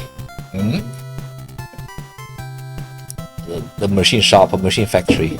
Ooh, that one had a long one. Right, and so I would call it actually the aliens headquarters. Yeah. It's Alien Lair in the US version. Yeah. We did it! Konami. Shout out to the programmers of this game. They made something absolutely immortal. Alright. Yeah. So, GG's. Thank you, Old Man Felonious. We've done it. It took an hour and a half, but we got through Contra. So what do you want to do? We could continue with Super Contra, which is the sequel. We have Tetris. We have Street Fighter. What do you want to do? Do Tetris. Tetris? It's time for some Tetris. All right. We're going to go 1 year ahead to 1989. 1989. Yep. I think Tetris was much earlier than that. Yeah, there was a Russian version of this around in the 70s. Yeah. And then Nintendo got the rights and they put it out in 1989, apparently. But yeah, if you guys have questions for Wei, he's happy to answer them while he plays a bunch of Tetris. Fun fact, it's called Tetris because they are 4 block groupings, and this is the way you can make 4 block groupings. Is this cross, this L, the line, the brick, Yeah, so that's where Tetris comes from. Right. Also, that time actually really good game because the other screen was made of the liquid crystal. Yeah, It's really good for liquid crystal. it's perfect. Yeah. It's some high resolution gameplay. Right. But yeah, if you guys have questions for Wei, he's happy to answer those questions. Talking about biochemistry, protein dynamics, simulations, progress in drug discovery, AI application in chemistry. Yeah, talking about a whole lot of things tonight. If you guys have questions, put those in chat Yeah. while Wei plays Tetris. Yeah. In the computer simulation, actually going to change really our life. It's you know, this is how today I talked with someone. I forgot who I was talking with, and so about actually how science was developed. Science always started when a particular topic always started as an underdog. Because science was not promising whenever some new topic was started. Yep. Right, and so I think computer science really is getting to the point it will become more and more promising. That allow us to really see how the molecules and the atoms, the big molecules, they move right in the computer, right? Yeah. Right, and the simulation become more and more real because we can really reproduce those experimental measurements. Yeah. I mean, so speaking of biological simulation, so you work on, like, Eugene Deprince works on, you know, dozens of electrons levels doing very fundamental ab initio type calculations, and you work on like a protein type scale. Yeah. And there's others that, like metabolomics, where they look at, you know, what comes in, what goes out, how do things. I mean, is there a systems level simulation of biological systems now? I mean, are we to the threshold where that's becoming useful? Yeah. I think this is called the multi-scale simulations, because there's a whole different time scale, different length scale, right? What Professor Ken Hansen mentioned, we can't really talk about the length scale, right? You start from electrons to the atoms to the molecules to big molecules, and molecule become a big machine, and it become a cell, and so the question how to model them, right? And so the essential physics at different levels different, right? And so that's how usually what we do. Actually, we do so-called the bottom up approach, right? You do very accurate modeling at the electron small molecule at the electron structure level, and use that to construct models that allow you to simulate bigger protein systems. And then you construct even more coarse-grained models, right, to cell level, for instance, right? That's how you build up physics. And so it's indeed actually there's another big part actually which is very important, because actually the life is really interesting, because actually we know that when you change the electron transfer, you can change the whole process, right? And that's what we call coupling problem, right? Means actually very small length scale, very short time scale, they can be coupled with a very large length scale, right? And so the question is how to simulate them, right? And so I think that's a lot of approach actually developed in the last few decades about this, right? And so and overall actually we are closer to find out like what's essential for the process, right? And so I mean, one thing I've been thinking about, like in relation to Cool Rex's question earlier about, you know, AI drug discovery. I mean, if we had an infinite data set, people are so individual, right? So we take a sample of 10,000 people and we give them a drug, and some people it works perfectly, some people it's adverse effects. And there's so many like nuanced variables that go into that. If you had an infinite data pool, theoretically you could do some kind of like machine learning AI. Here's the systems level cause and effect. How? I mean, are we data limited in that as well? Or is it just the systems are too complex to model? It's both, right? The complexity, which means you social with the requirement of data, you need a lot of data for the big system, right? And so I think that it's really that's the goal, right? Goal is called personalized medicine. Right? We'll be able to know more about actually the dependency of the individual on gene, for instance, how the drug will be effective, right? I think that's what the people try to do, right? I think AI really has this really big space on that.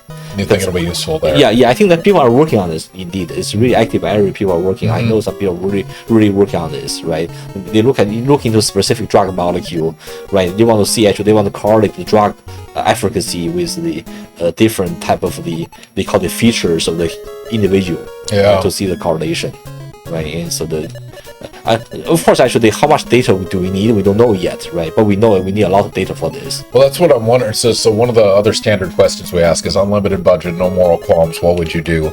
And so one thing on that scale I could imagine is if you could know everything about someone, right? Their entire genetic sequence, track all their blood glucose, their estrogen, testosterone levels, like everything you could possibly quantify, and then do that for 10,000 people. And then you'd have a massive data set and hope something falls out.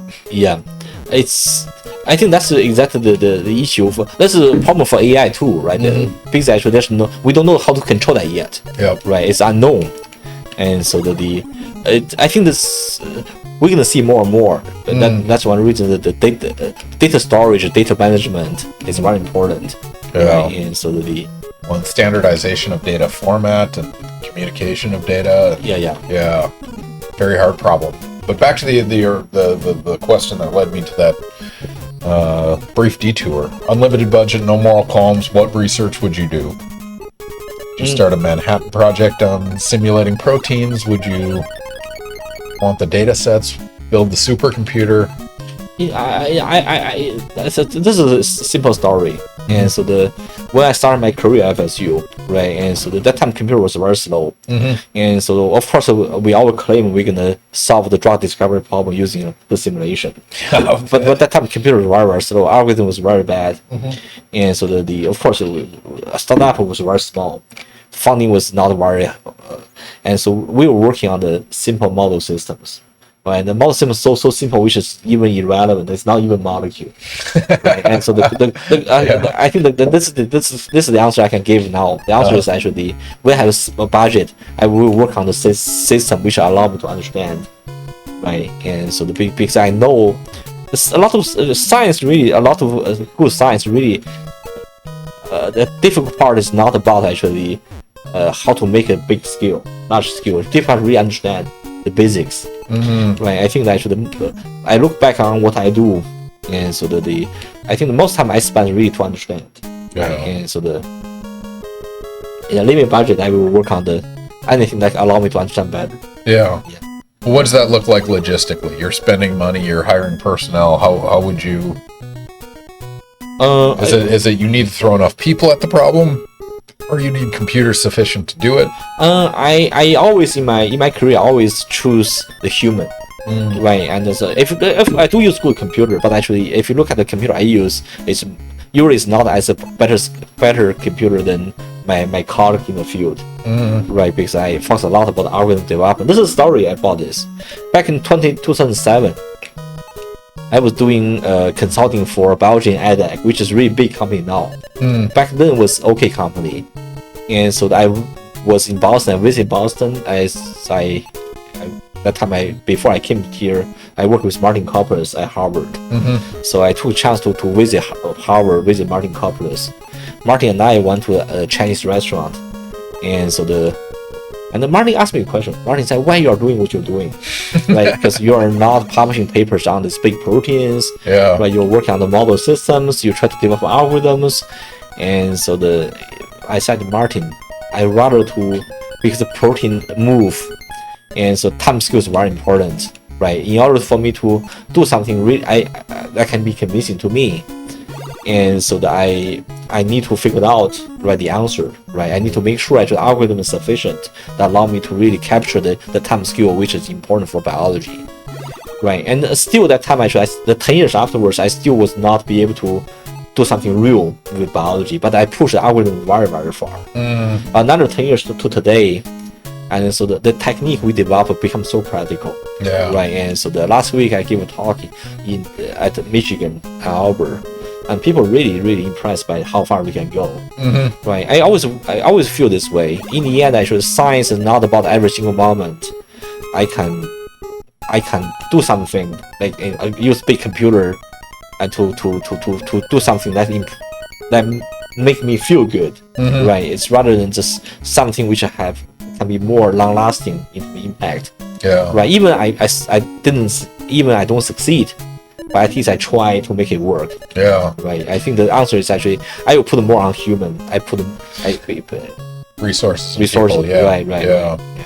I mean, so in that case, you're much more interested in modeling the dynamic processes, and you use smaller example systems.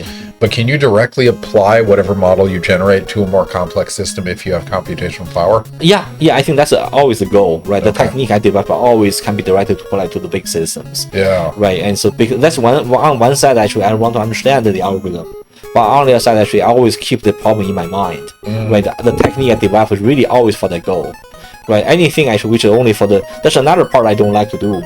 If anything I do is only for the play the so-called algorithm game, right, to publish papers and to do theory for theory, I don't do it, right, because I know that my final goal is to make it work for the real application, right, and so that's very important part, because we as scientists we don't want to forget about why we do what we do. Yeah. It's easy to forget sometimes. Yeah, you publish papers and then you gotta sell it. Yeah, and then because actually the publishing papers is very comforting, right? We publish paper all the time too, but same time actually we don't want to make ourselves forget about why we publish a paper. Yeah, no, exactly. Yeah. Man, it's tragic too, because some of my favorite papers are not well cited. Yeah, that happens. It's sad. That always happens, right? I think in the end, actually, this is Eric Basic. If you, I probably actually should talk about Eric Basic. He's one of my heroes now, and so I always actually there are two modern heroes for me. And so one's Eric Basic. One's actually this lady, actually Chinese lady who got Fields Medal this year, mathematician. And so I think both of them actually said something very similar to how I feel about doing science, right? Eric Basic, at the end of his Nobel Prize lecture, he will really want to contribute that lecture to the people who really want to pursue what they're interested in, and so even to take risk. Yeah. And so the lady actually, this is a Chinese lady who got a Fields Medal. His name is Han. I really admire her. And so when he was interviewed, he said actually, in the end, when we do research, right, and so we want to follow our passion, right, and so it's really moving to me, because actually that's how I feel. I do what I do. Yeah. Right. Even it doesn't lead to anything meaningful. Yeah. But still, at least I feel satisfactory by myself. But you still have to feel it might lead to something meaningful. Oh, yes, definitely.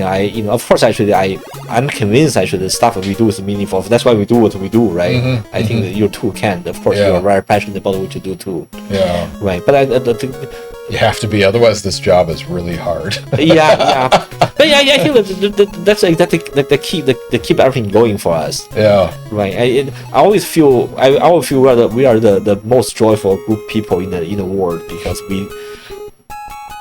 this is our job, right? This is our passion. Yeah. Right. And this is our curiosity. And then also if we are lucky, we can really make a true impact to the world. Yeah. Right? And so even we are not lucky, we don't make a true impact to the world. We educate students, and they learn the stuff from us, and they will be able to make a contribution to the world. But if we're the happiest people in the world, why are faculty meetings so contentious? I think in the actually that's an interesting question, because we are serious about what we do, right? And so serious about everything we do. Yeah. Strongly opinionated people. Yeah, we have disagreement. In science, there are a lot of disagreement. Yeah. Right? Of course, we carry that sort of a style into our business too. Yep. Right, but into our teaching, into our service. Yeah. Yeah, but good part actually, after the disagreement conversation, and we come back again. We're happy and everything. we are family. We are friends. For the most part, yeah. Yeah. That's why actually I feel that, if anybody want to do something, science is a really good choice. Right. And science is hard. Of course, we agree. They need effort. Right. But I hope people will see actually this is really a lot more fun. Well, and some departments are more contentious than others. Our department is actually very collegial. It's a great department. Yeah. Overall, like, compared to the stories I hear from others, we are in awesome shape at FSU. In the FSU, chemistry is very special. Now I remember actually whom I talked with today. I'm old. Today I have a guest, and so he was a former faculty member at the Scripps and institute. Actually, right now he's in the industry, and he lives in Tallahassee, and he often visit us, right, and try to talk with us a little bit. And so we talk about actually what's going on. And he asked us about me about the chemistry department. The chemistry department is very special. I say, sure, of course, it's very special department. Yeah. It's I think that actually, students really enjoy this place too. Right, and we try to make the place actually very relaxing, enjoyable, and we can all explore what we are interested in. Yeah, I like it. Yeah. Oh, I gotta change our title. We're still playing Contra according to the title. I apologize. But yeah, if you guys have any questions, put them in chat. We're talking about theoretical biochemistry, modeling proteins, dynamic motion in proteins, how you can use that computationally, programming, developing tools to model these systems and applying them to various different problems. Yeah, if you have questions for our theoretical biochemist, he is happy to answer them while playing Tetris. Yeah. So Tetris is a very different game than Contra. Yeah. So what about this speaks to you? I think that this is I remember actually when I like to play this actually we call the handheld video game, right? Yeah, the Game Boy. A Game Boy, right? Yeah, and so I like to play this when I was in high school, and because this is one of the few games you can play while you think about other things.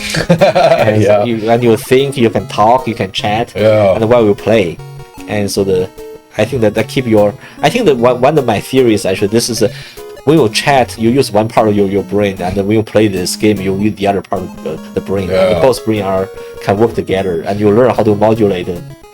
No, it's good practice for that, for sure. Yeah. And this.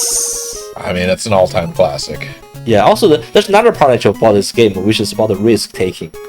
Right, and I always feel actually, particularly after you're above the half, when you start to make decision, you want to take a risk or you want to be safe. Yeah. Right, and It's so game theory action. game theory, right, and so that's a life too. That's a science too. The truth, we make a choice about the research project. Yeah. You want to take a more risky one, or you want to take a more safe one, right? There are a lot of stuff you have to think about. And so so far I've been taking risk, and I enjoy it. Yeah, it's good. Yeah. 30 lines now. You're making progress. Yeah.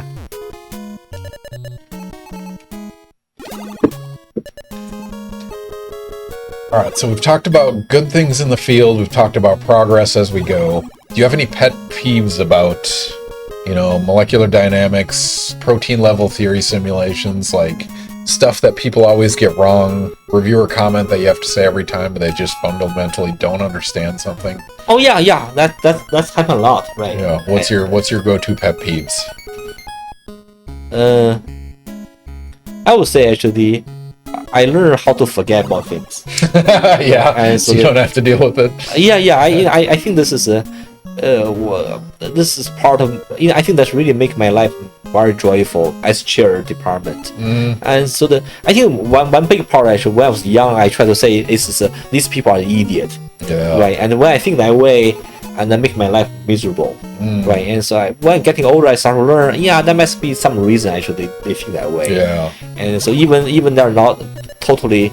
Even not totally right, and they may have some reason to misunderstand, and they make my life much easier.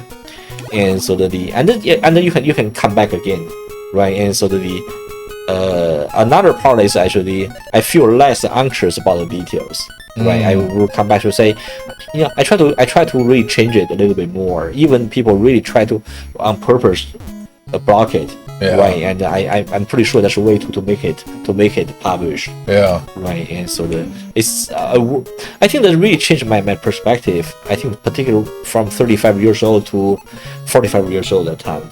Yeah. Yeah. I think that's from there I learned a lot how to be a chair department. Yeah, you're much more zen in your interactions. Yeah, also I think there's another. I put it this way: the other perspective is more correct. Right. For instance, when colleague come to me to complain, right, and so my first reaction was actually there must be something behind this. Yeah. Right, and so they complain about A, which means actually they are frustrated about something else. Right, they need help. Right, and so I try to find out what do you really want to get help from, like what solution they need. And I think that's very similar to reviewer, right? How to satisfy the reviewer means actually you want to know what's behind their mind. Yeah. Right, and so I think that's my strategy. But as a reviewer, is there something you see people get wrong all the time? So like for me, like photon up conversion, one thing people say is this photon up conversion is efficient at solar flux. And the solar flux can mean a lot of things. And usually they say, oh, the sun puts 100 milliwatts per centimeter squared on the earth. But that's all the sun light, right? That's IR and that's everything. And so I have a copy and paste reviewer comment that says, that's not solar flux. Solar flux is dependent on where you're absorbing. Do you have like a copy and paste you have to do every time you review? Or there's a common one you see over and over again? Yeah, it's a similar thing, right? That happens a lot in my field too. People make a common mistake. Yeah. And so because people really are very fast in think. They don't think deep. And then they have some, I call it empirical mistake, right? Right, and so I think the best way to do it is to educate people. Yeah. Right, the way to educate, you can write some commentary, and so it's not personal, really about actually the fact. Yeah. Right, and so one thing is about what I do. For instance, actually one of the theory I'm really proud of. Right, and so in the first 10 years when I published the theory, more than half of people in my field, they claim they don't understand it. And so every single time they don't understand. Yeah. Right, and so I was very frustrated. That's fair. Right, and so some people even there's one period of time people even say, oh, this you just make claim. But second, this has been going on for 80 years. But after 10 years, people say, oh, we start to understand it more. Right, and now today, for instance, actually people say this is probably one of the few methods which can work. Right, it's just being patient. Yeah. Right, and so remember in the last week actually the talk, after I give a talk, and so people say, right now the answer is always they don't ask question anymore on that. They say, when can we use it? Right. That's fun. Right, it's I think it's being patient, and so I think not when you're ahead of the crowd. And so there's always the period of time people misunderstand you. Right, and so but in the truth will win.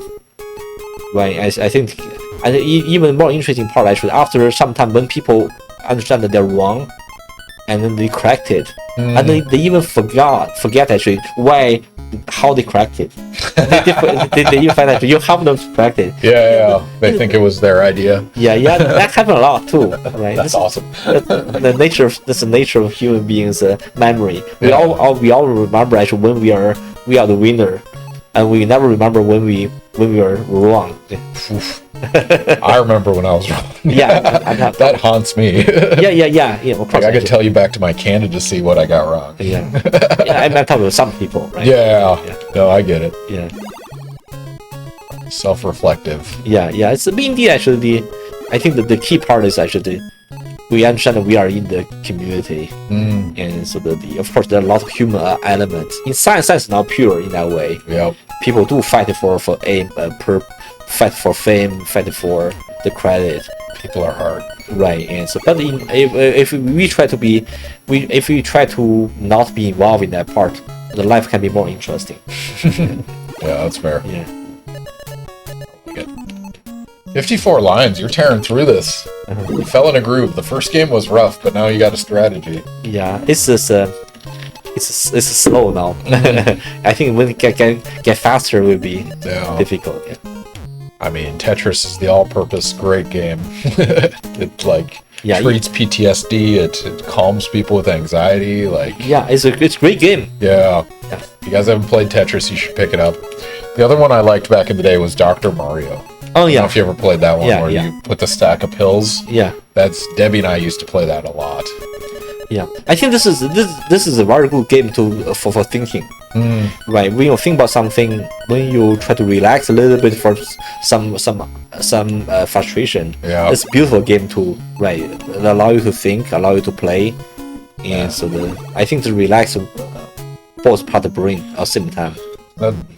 That's why I like biking to and from work as much as I can. Yeah, you can think. Yeah, exactly. You can just because that's where I'll do a lot of my writing, just formulating what narrative I want to say, what sentence. Yeah. I mean, I should probably like dictate to something that actually writes the text out for me because Yeah. I don't necessarily remember. But Yeah. yeah, Actually, calming, mindless. Yeah. Yeah, I remember when Eugene just started here, Eugene asked me actually, where should I live? Yeah. He lived in far north at the beginning. I told him actually I live in far north. He said, why? I said, I think it's when I drive, that's a period of time I can think by myself. Yeah. Right. No, that's fair. Unless the drive's too long, then it's Yeah, just too long, then it's just rage. too tired. Yeah, but I think the 30 minutes driving is really good time for me to think. I think every single trip for me, driving back and forth, allow me to think through about something. No, that's true. Yeah, it's relaxing. I think that's the. Yeah, that's why I like that bike ride. It's pretty calming. Yeah. As long as traffic isn't too bad, and God, so many people get hit by cars in Tallahassee. It's crazy. Yeah. But the Wild West, so it goes. But yeah, if anyone has questions, put them in chat. Wei is happy to answer them. We're almost 2 hours in now, so you're making progress. We beat Contra. We're on to Tetris. Talking about protein modeling, theoretical biochemistry. We haven't really talked about statistical mechanics, but Wei is happy to answer any questions. Yeah, I love to talk about that. That's my favorite topic too. Yeah. Statistical mechanics. Speaking of which, what's your favorite equation? What's my favorite equation? That's a really interesting question. My favorite equation is called the Liouville theorem. Okay. Right, and Liouville theorem is very important. Liouville theorem really tells us something about the nature of our space-time. And the nature of space-time actually based on the statistical mechanics. Really, it tells us actually the we call the phase space density is very, very constant, right? Which means actually when the trajectory, when the pathway evolve in the time space, and then so they are very independent. The density is always constant. Basically, tell us the structure of time and space. That tell us the space is uniform. What's the name of the theorem again? Liouville theorem. Louville.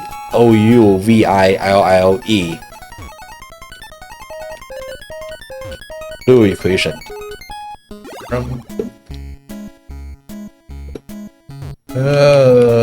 Not Lavelle theorem.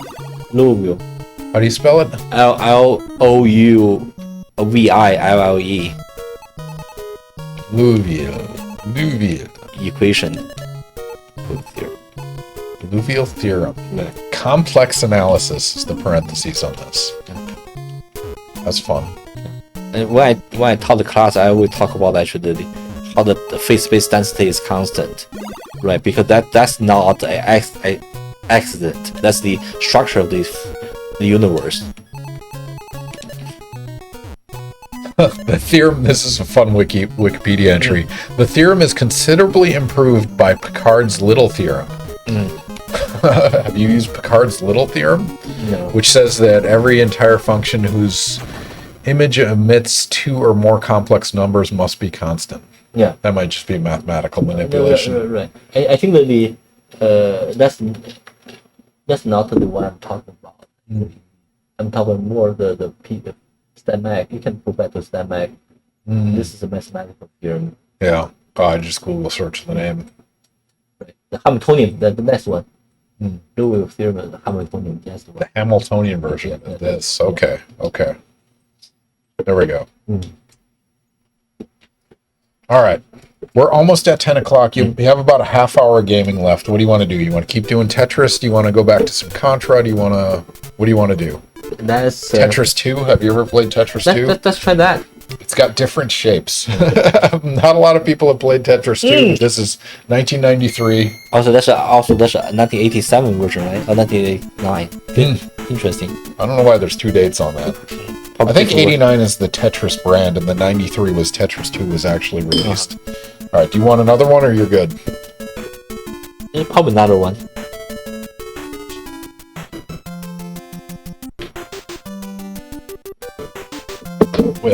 With a Qingdao opener. Qingdao bottle opener. So yeah, this is the bottle opener I have from China. The black spots are supposed to be green, but we're green screening, so... But yeah, that's fun. So yeah, this is the new Tetris 2. So it has different shapes, and also the pieces drop, and there's exploding things. Oh, cool, interesting. They tried to make this game into something else. Whether they succeeded or not, we will leave it up to you how you experience this particular game. Oh, that's funny. It's strange. Yeah. Oh yeah, that's strange. I honestly don't know. Has anyone in chat, have you guys played Tetris 2? Because not a lot of people have. Man, there was Tetris for the 64 and all sorts of versions of this game that are just crazy. Yeah. Russians crazy. They invented this game. Yeah, Russians are crazy. That time not even Russian, right? Soviet Union time. I like it. Yeah, there's a movie about the Tetris game. I don't know if you've seen that. I think it's called Tetris, but it was like the U.S. entrepreneur who went to Russia to try to buy the rights, things like that. They made it very, very dramatic. I doubt the real situation was as such, but I mean, it's one of the most memorable games in video gaming history, so they did something right. Yeah. So, how did you play when you were young on this game? On this game, I didn't play much Tetris. Dr. Mario was my go-to game. It was that. I played a bunch of NARC, Contra, Zelda 2. Also Tecmo Bowl. I played that one a whole lot. So those were like the 5 games that I owned that I played exhaustively. that's 1990s, right? Yep. Man, I don't even know what the rule is. You need to get 3 of the same color in a row. Is that what's? I don't know the rule. I think it's a color. We match color. We'll see 3 of them. Yeah, you're right. But it had to be in same either vertical or. I think it's really 3, but it had to be either vertical But or. sometimes they drop and sometimes they don't. This game has no rules. I think that's rule we have to figure it out. Exactly. This is a testable hypothesis. Yeah. Wei is playing Tetris 2 for the first time right now, so kudos to him for taking a shot on something weird. Yeah, I think that you have to be connected somehow, or yeah, if it's not connected, it drops. Yeah. Ooh. I don't even understand. You did it. Okay. Good. That's luck. I don't even know why. Luck still counts. Okay, so if they're not connected, they drop. And it's like you got 8 or something of that color and it killed all of them? I don't know. It's 3. I know that if 3 of them connect or... Yeah, but if you got more, it like cleared out all of that color. It's cool. Yeah. But yeah. Anyone in chat? We're doing a blind playthrough on Tetris 2, because why the heck not? But this is so cool. I don't understand it. Nothing beats the original, but this is interesting at the very least. We'll take that. It's like they combined Dr. Mario and Tetris together. Yeah, you can see this is cool because I see this part. This is very bizarre design. I think that now I start to know how to play this one. Yeah. See, this one gonna be cool. See. Nice. Yeah, I start to know a little bit. It's pattern recognition. I like it. Yeah. But yeah, if you guys want to distract Wei, he's happy to answer questions on this. But yeah, we journeyed through some topics. You wanted to talk about statistical mechanics. What did you want to dive into that topic? Yeah, actually, the statistical mechanics are really interesting. So this year's Fields Medal is really about statistical mechanics in math. Right. So Fields Medal is the Nobel Prize for math. Right. And so actually this year's one of the topic really about actually the statistical mechanics, right? And so this is a really big deal, right? Because we know actually we all learn. I don't know whether people know about the Boltzmann distribution, which means actually how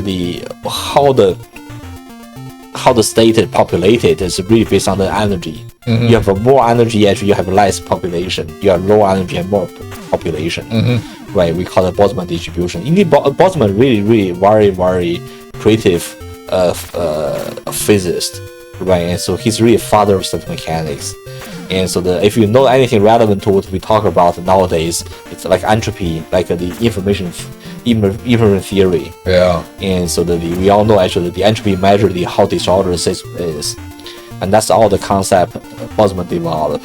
I mean, so we should probably give some context into this. So prior to statistical mechanics, most people were making these just like energy arguments, right? It was all based on, how much heat is exchanged and things like that. Yeah.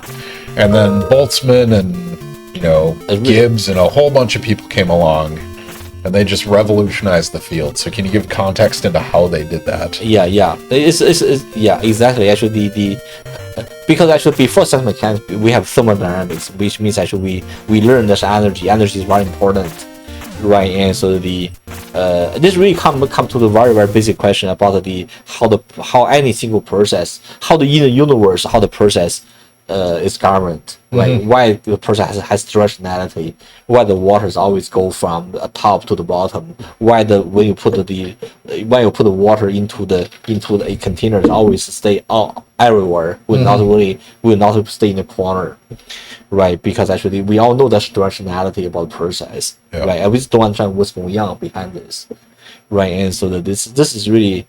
And of course, actually, there's a thermodynamics, and there was a concept entropy was introduced, and mostly by Kelvin. We know the temperature, right? Kelvin, and also the Celsius, right? But still, people don't understand what's underlying physical principle, right? And so this is a person called the Boltzmann, right? And so the loading of Boltzmann, he introduced the concept, right? Saying actually the system really that's not only about the energy, but also about the information. Right, and so the system whenever system is moving, the process, any process, given process is going, the system tend to lose the information.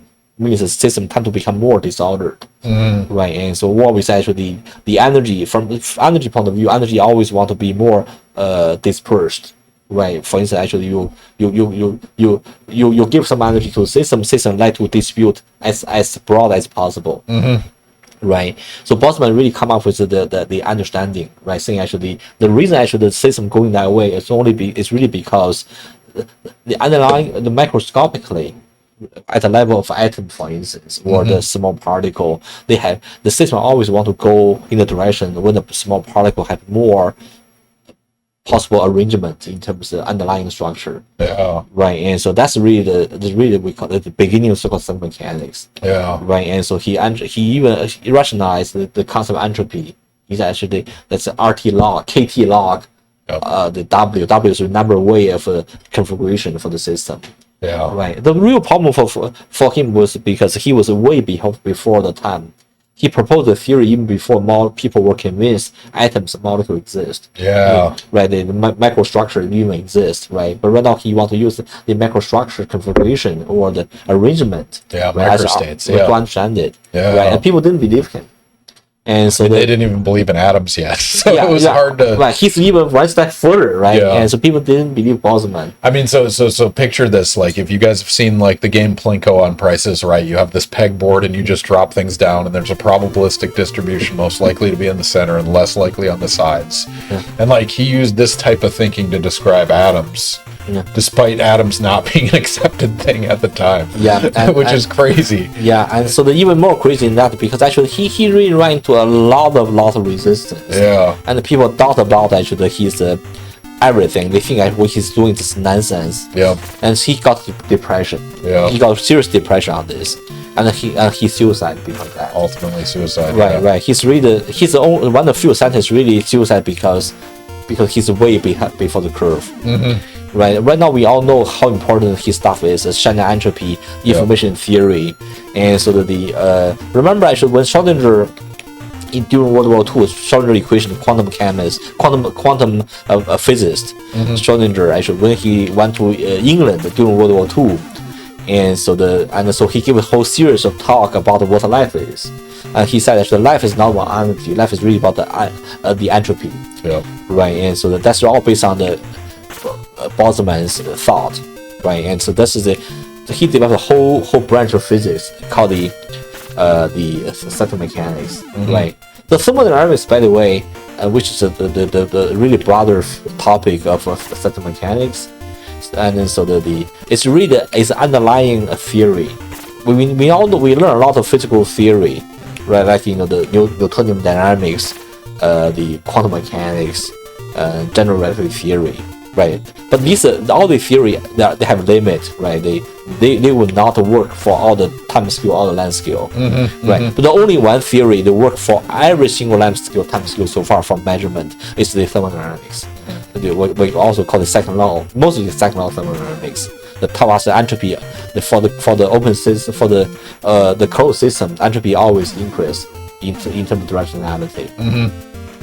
And so they really tell us the thermodynamics really tell us the underlying structure of the universe, right? Which also tell us why life is so special, right? Because life so special because actually we are in the open system, right? And at the same time actually we are ordered, right? And then so of course actually we can be old, we lose some level of orderness, but we maintain the order, right? Because we think.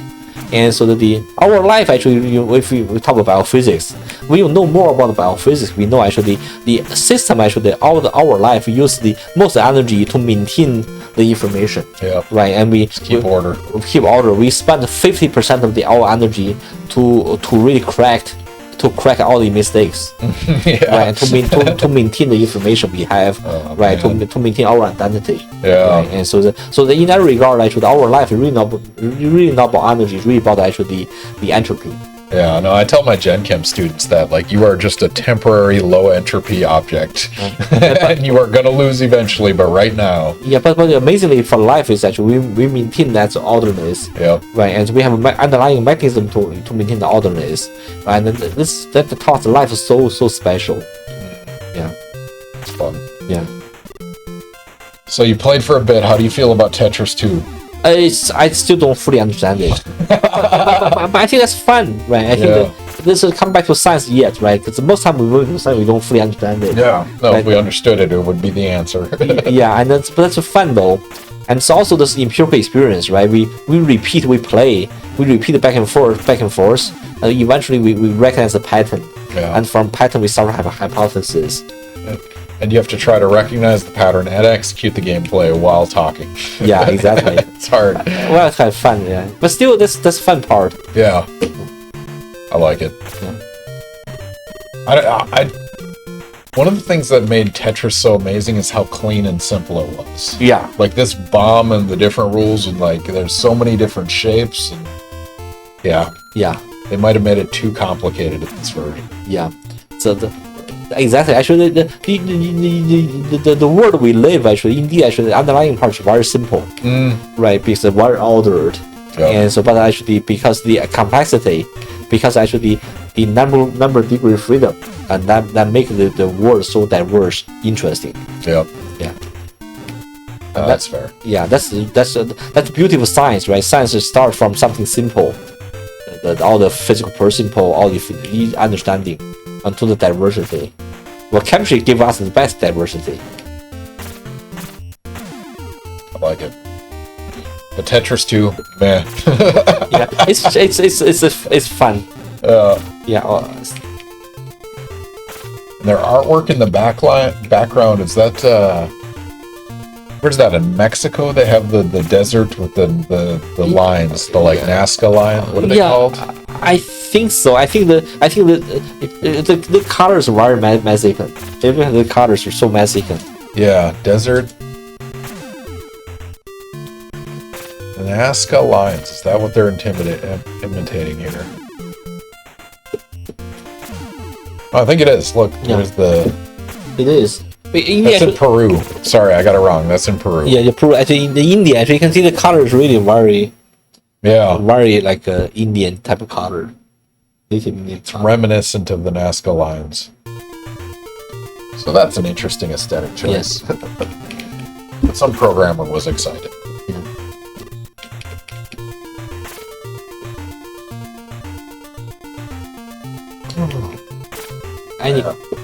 Any people in the room? They are.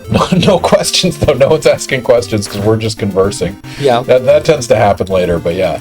There's feel free to ask any question. Yeah. No, we're happy to talk. Wei likes conversing. Anything I like to talk. Yeah, we can talk about table tennis. Wei and I play regularly. Yeah.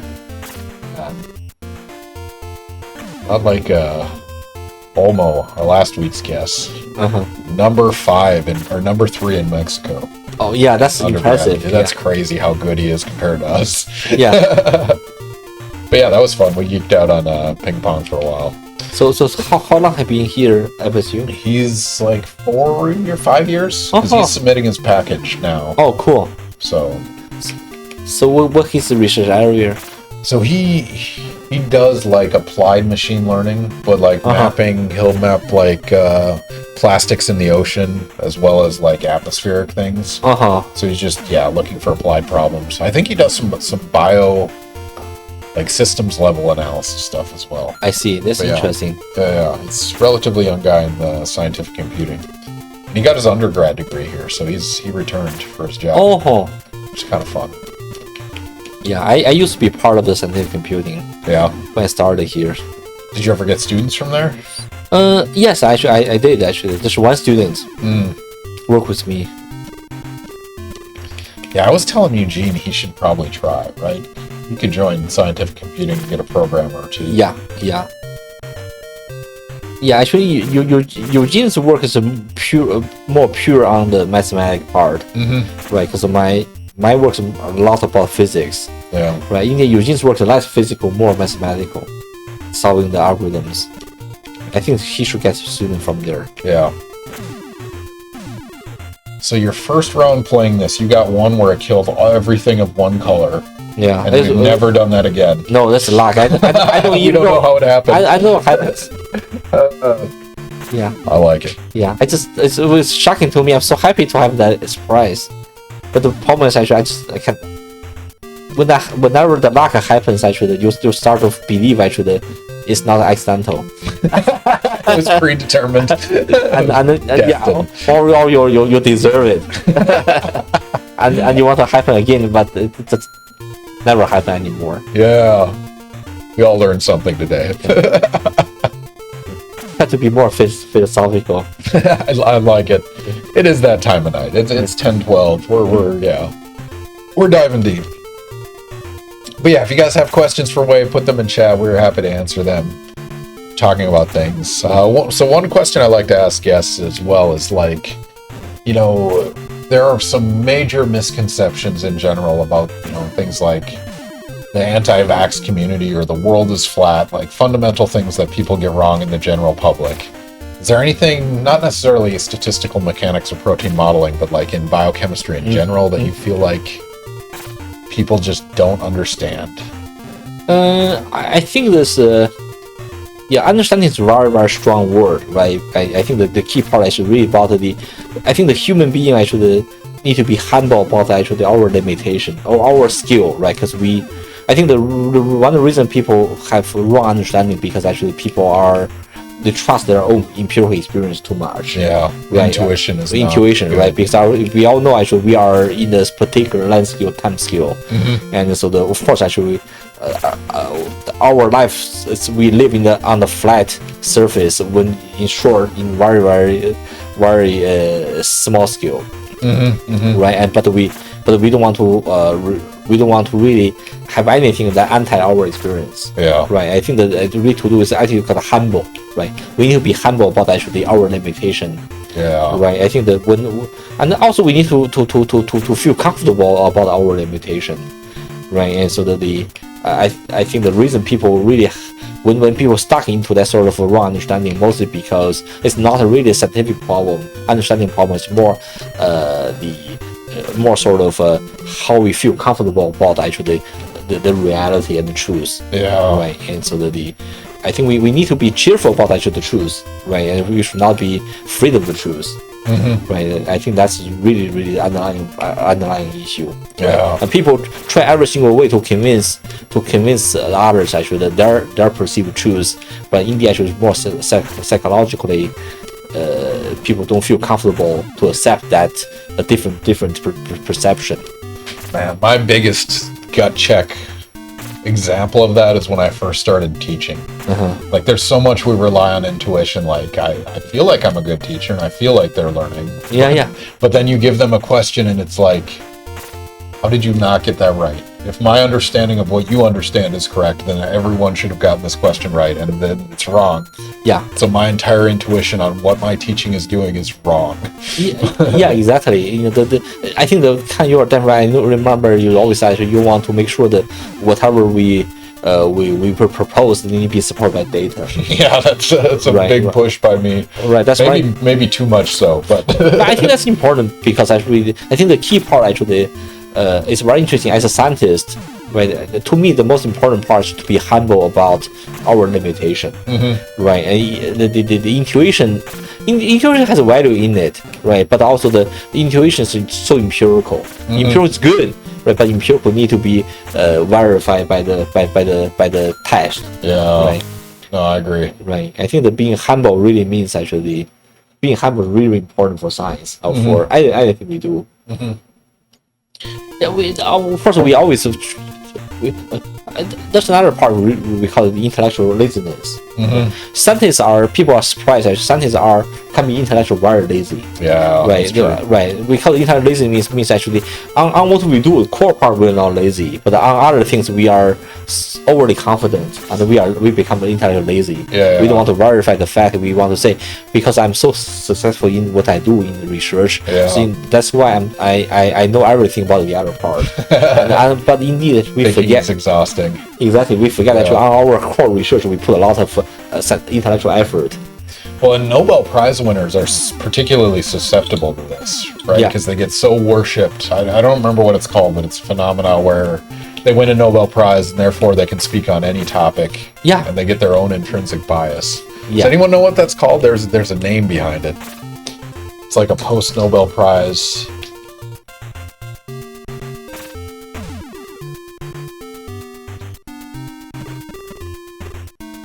Man, because Linus Pauling had that. Yeah, I think almost all the Nobel Prize winners I know have a little bit element. Of course, I respect them. Right, but it was like when Pauling was advocating for B12 and vitamin C. Vitamin C, that was his thing. Yeah, B12 is the microcassia. Yeah, no, that's true. That's sorry. Our colleague. Our colleague. B12. That's B12. Right. Yeah.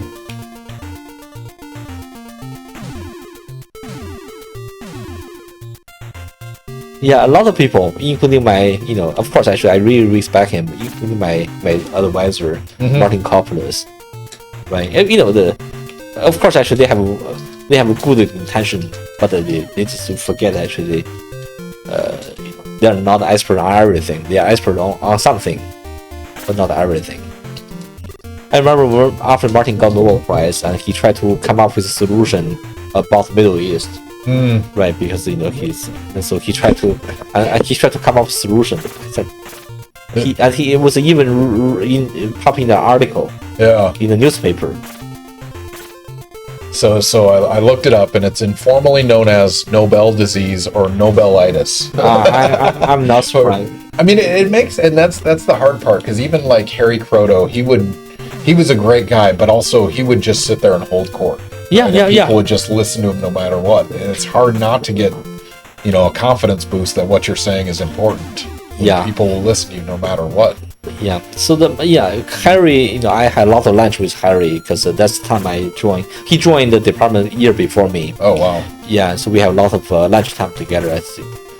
And so Harry, it's a tendency, right? And so the people do respect them, but they forget why they got respect. Yeah.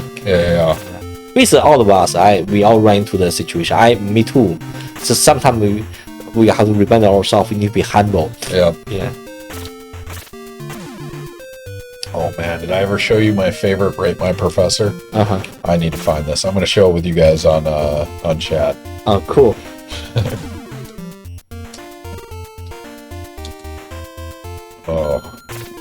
Professor. Yeah. We'll look him up by name. Kenneth Hansen from FSU, Kenneth Hansen from UCF, who's a professor of religious studies. I'm pretty sure you have perfect. Oh, you do have perfect. No, I have good ratings, but then there's a couple that are. Oh man, no, this was. Let me see. I think you're one of the best people. All right, here it is. I'm going to share it with you guys. You need to see this. All right, so sorry you're going to miss out on Wei's gameplay, but I'm going to shift to the browser.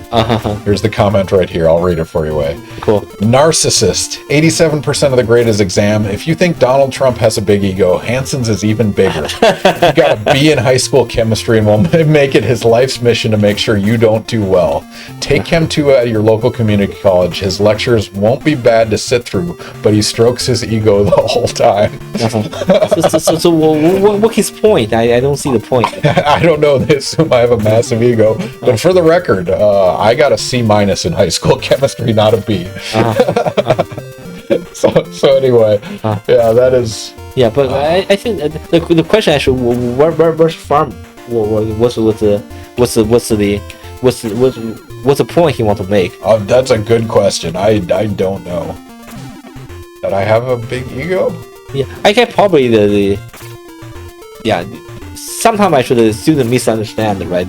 Or the emotional.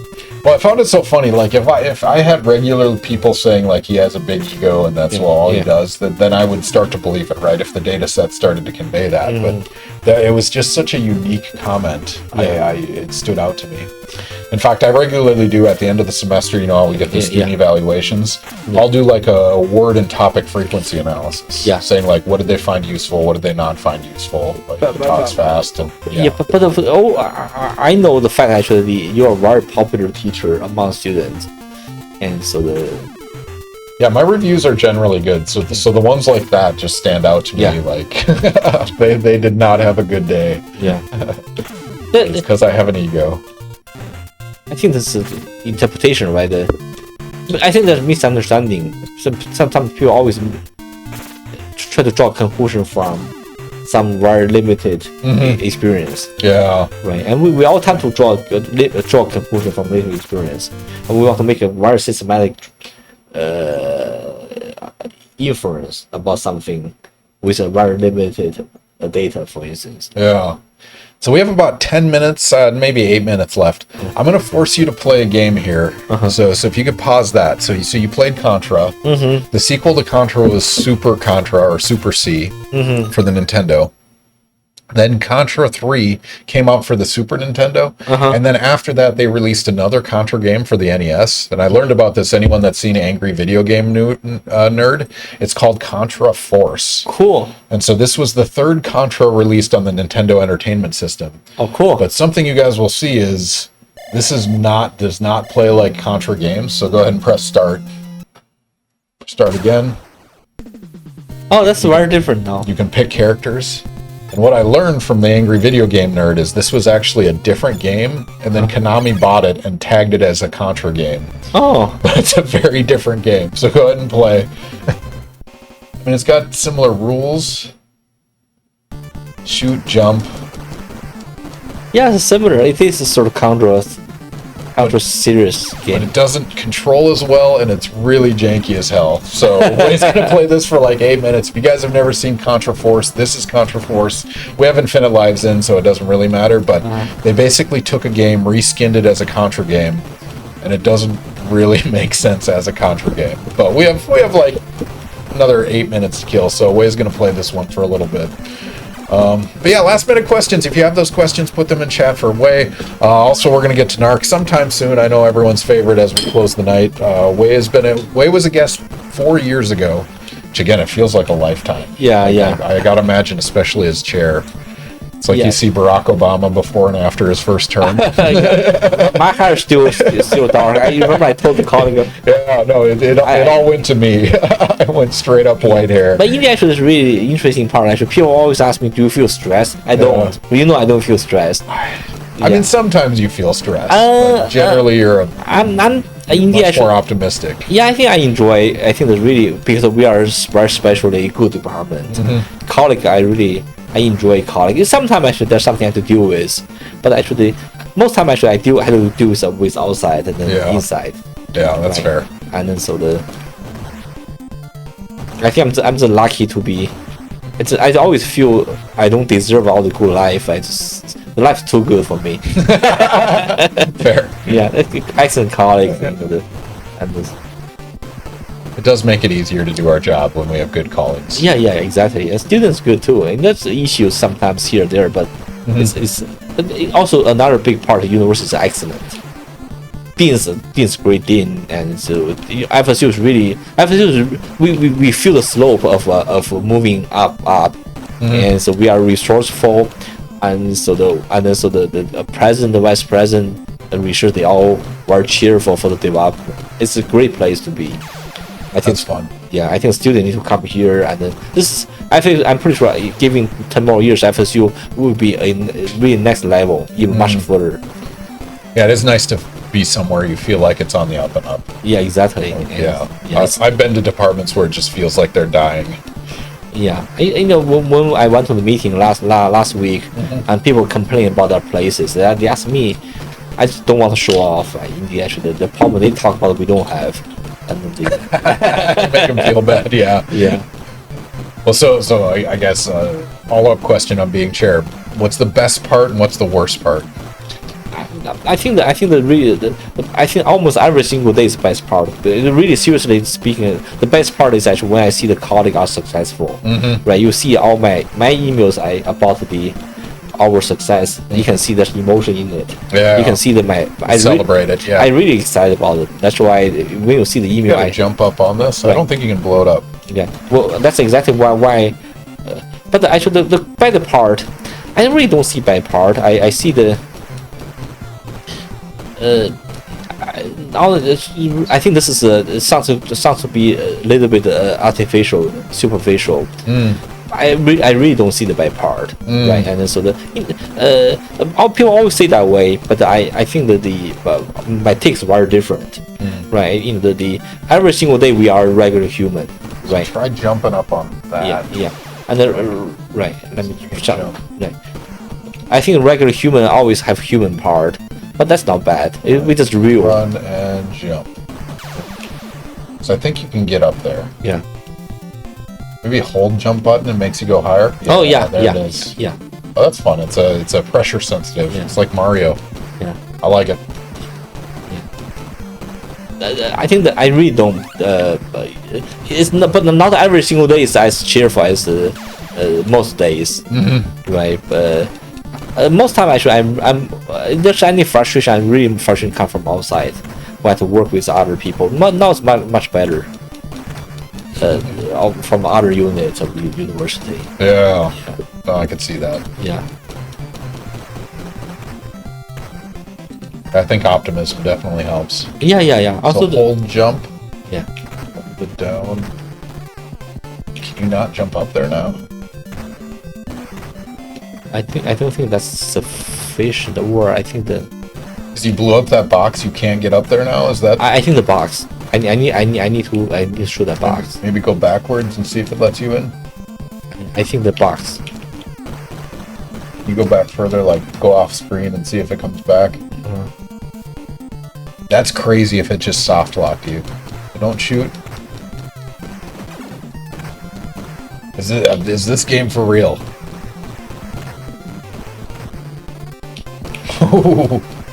Saucy Boy wants to know, since it's almost orientation time, what's your favorite part and least favorite part of the whole orientation process? For me, Yeah. I think that my most exciting part is to meeting with students, talking with them. The new students, New yeah. students, right? That's always blood. exciting, right? And then I feel we get a new members family, and they're so different. Yep. And so the least part, let me see. Actually, I don't have much.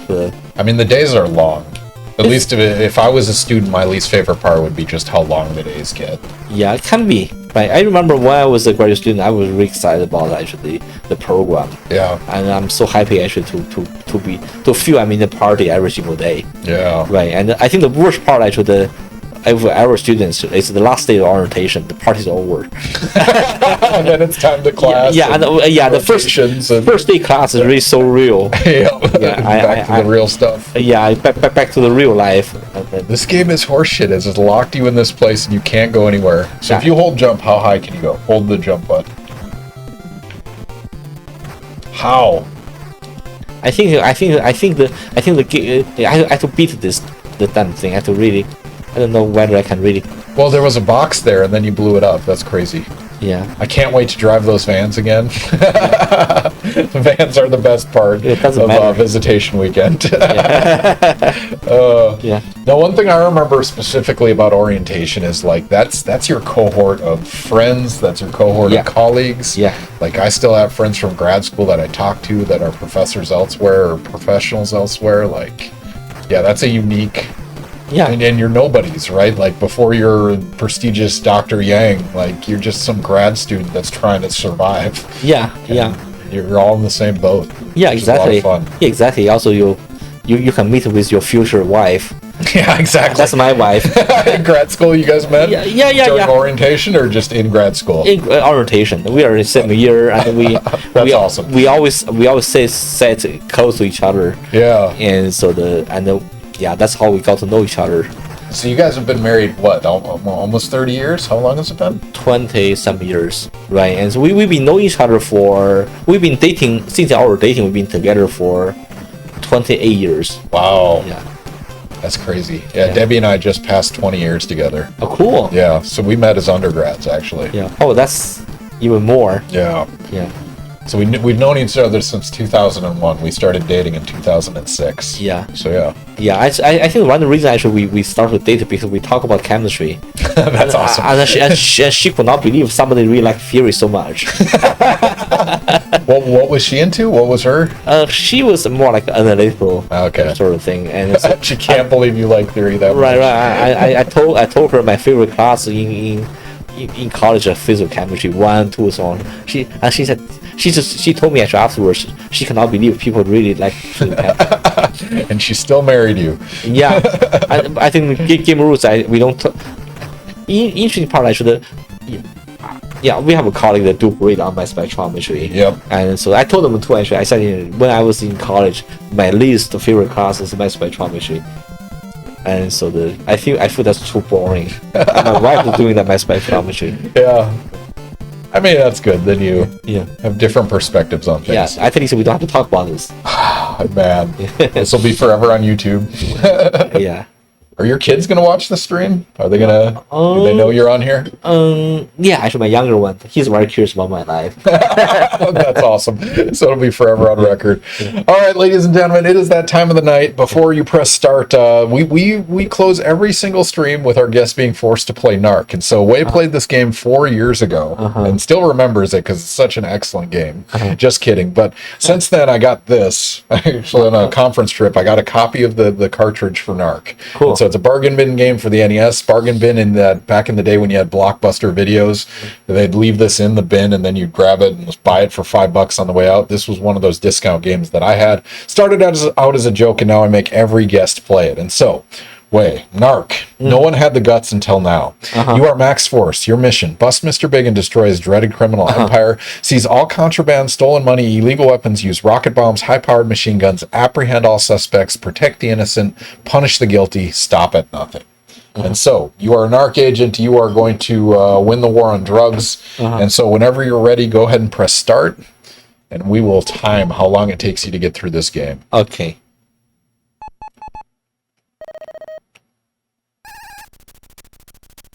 Yeah, that's memory on it. Keep going, walk right.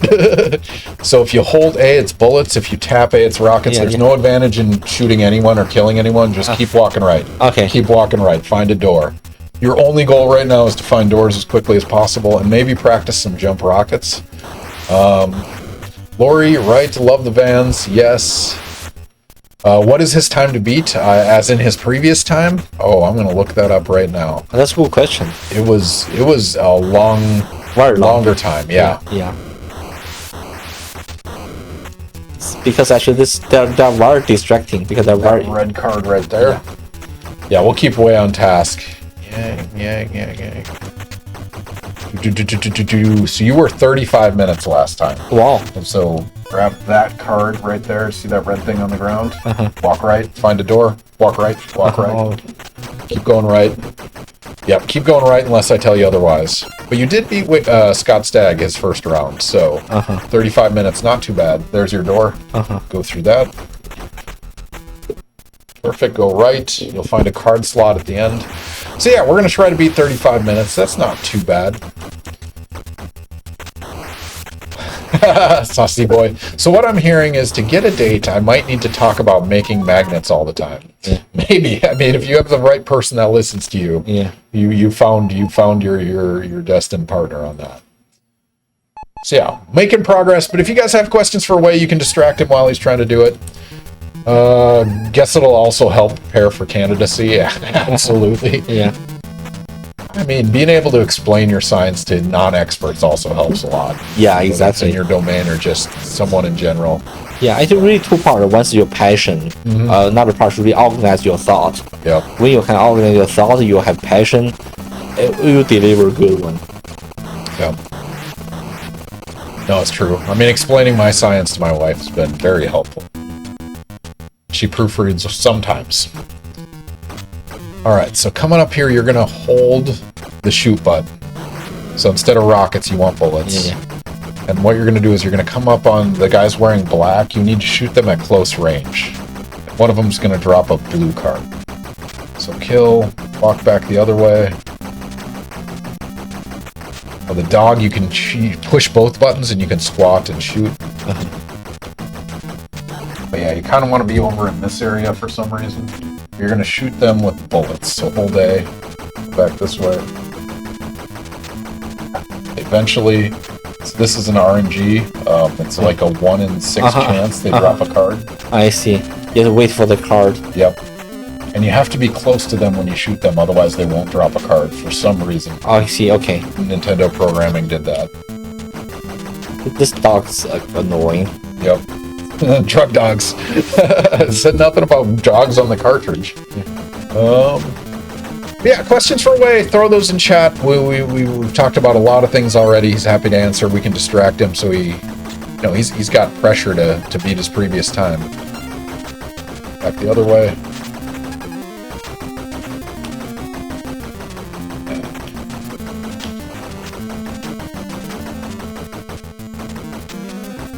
Do you have them? Maybe check if you have the card already.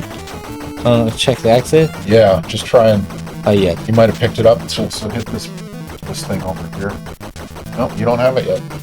All right. Shoot away. There it is. Blue card. All right, pick that guy up. Then go to the door. Level done. Yeah. Love van times. Yeah, we're back to 2 visitation weekends. Oh, Laura, you might appreciate this. Wen and Ollie are doing an AI boot camp, which is basically, I mean, it's 2 marathon days of just like, here's AI, here's the tools that are available, here's things that you can do to use them, or things that you should be concerned about. And it basically all the incoming prospective students showed up 2 days early. Yeah. Keep going right. Always go right. And we pay them. Oh, nice. Yeah, so we paid them an extra 2 days for them to show up early. Extra 4 days. Extra 4 days. That's awesome. Because extra 2 days. Because actually the pay Keep going right. Stop going left. Keep going right. You got time to beat. As much fun it is to kill anyone. Ooh, Wei does. Do you follow the football team? Do you have a prognosis how this season might go? I'm optimistically saying 8-4. Wei, do you have opinions? I think we can do better. Go down there, jump, and get in that car. Yeah, I don't know. I don't know whether I'm allowed to. Tap B to jump. That button. Yep. Yeah. Tap it. Tap B. Tap. Yep. Gentler. Pushing too hard. There you go. Okay, now go right, but stay on the bottom. And you'll find something. You'll hit it. Keep going right. You're not willing to make a prediction, or you are? I am. I think we will do much better than this. I do have some inside news. Yeah. Yeah, and so I think there's some plan for the coaching part. Oh, interesting. Yeah. You have inside news. I think this is not publicly released yet. No. This is something within the rumors of FSU. Yeah. So you're more optimistic than you were before that news. I think so. Tap B to jump over that. Yeah. It might. Oh, Lori redeemed Take a Drink, so cheers, Wei. Cheers. Congratulations. Yeah. Drink and drive in NARC. Cheers, everyone. Winning the war on drugs while drinking alcohol and talking science and playing bargain bin NES games. I mean, could be worse. This could be Contra Delta Force that soft locks you.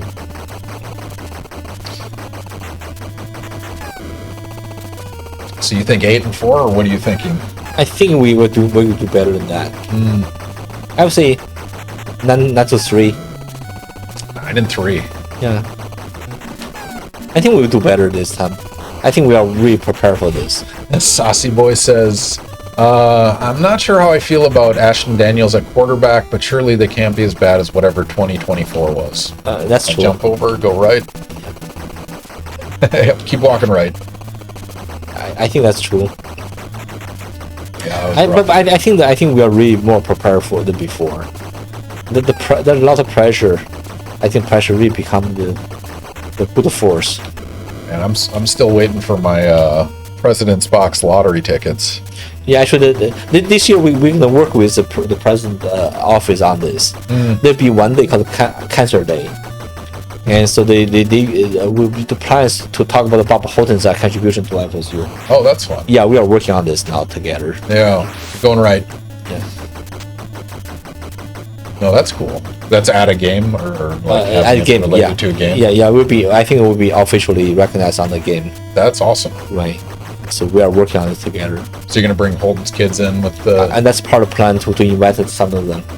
Those of you not familiar, Bob Holton at FSU was, man, what it was, like early 90s? When did he? Early 90s, yeah. He did the synthesis of a drug called, a precursor to Taxol, which is an anti-breast and ovarian cancer drug that if you know someone with breast or ovarian cancer, chances are they took that drug. Go up to this line, keep going, wall, keep going, jump over, walk right, keep progressing, yep. But yeah, that was synthesized at FSU. Massive patent, but also saved a whole lot of lives. So Bob passed away just like 3 years ago? I don't. No, actually, last year. Last year. Last year. Who's that? Wow. Last year. Yeah. So celebrate the life of Bob Holton and his contributions. Yeah, bring his family in to celebrate. It'd be very cool. I only met Bob Holton twice in the 12 years we overlapped. Yeah, I worked with him for more years, but I didn't talk with him. Yeah. Okay. Yeah. So get in this car and stay on the bottom of the level and drive towards the end. Yep. Just stay down there. Keep going right, and that'll take you towards the end. Cool. But take me shorter time now. You're making good progress. I'm gonna say sub 20 minutes, depending on how you do against Mr. Big. So that door right there. And you're about halfway through the game. So yeah, not too bad. Making progress.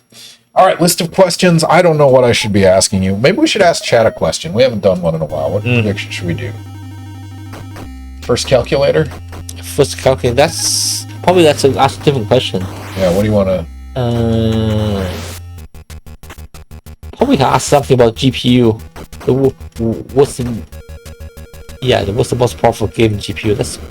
Ooh, yeah, this is a video game / computing related question. So we're going to put a prediction in there. If you guys aren't following us, click the follow button. If you are following, use your standard internet units to make a guess on this. You're going to go in that door right there. Car. Go right. You're going to pick up a card.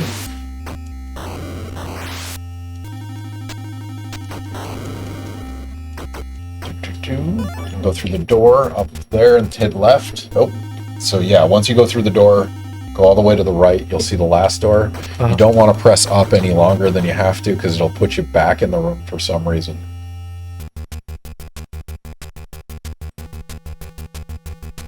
All right, we're going to put up a question. Saucy Boy says NVIDIA.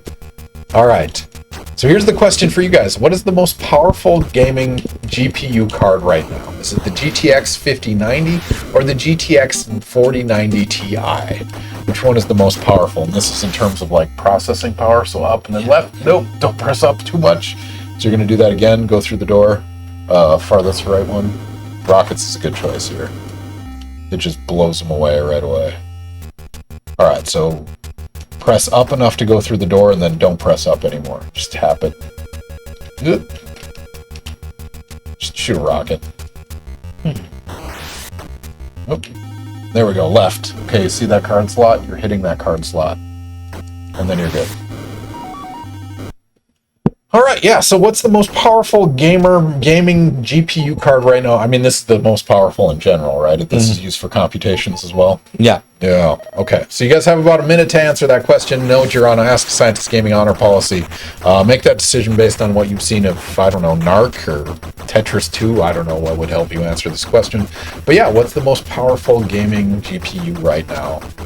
And the answer is it's expensive. Go left. This is the only level you go left in this game. And what you're going to do is shoot not rockets, but bullets, but only at close range. So when he gets close to you, then you shoot bullets. And it's something stupid to kill that guy in white. Then turn around and walk towards the other way.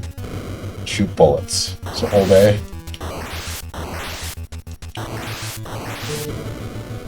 Yeah, so you're shooting rockets, you want to be bullets. Yeah, there you go. See how he drops something?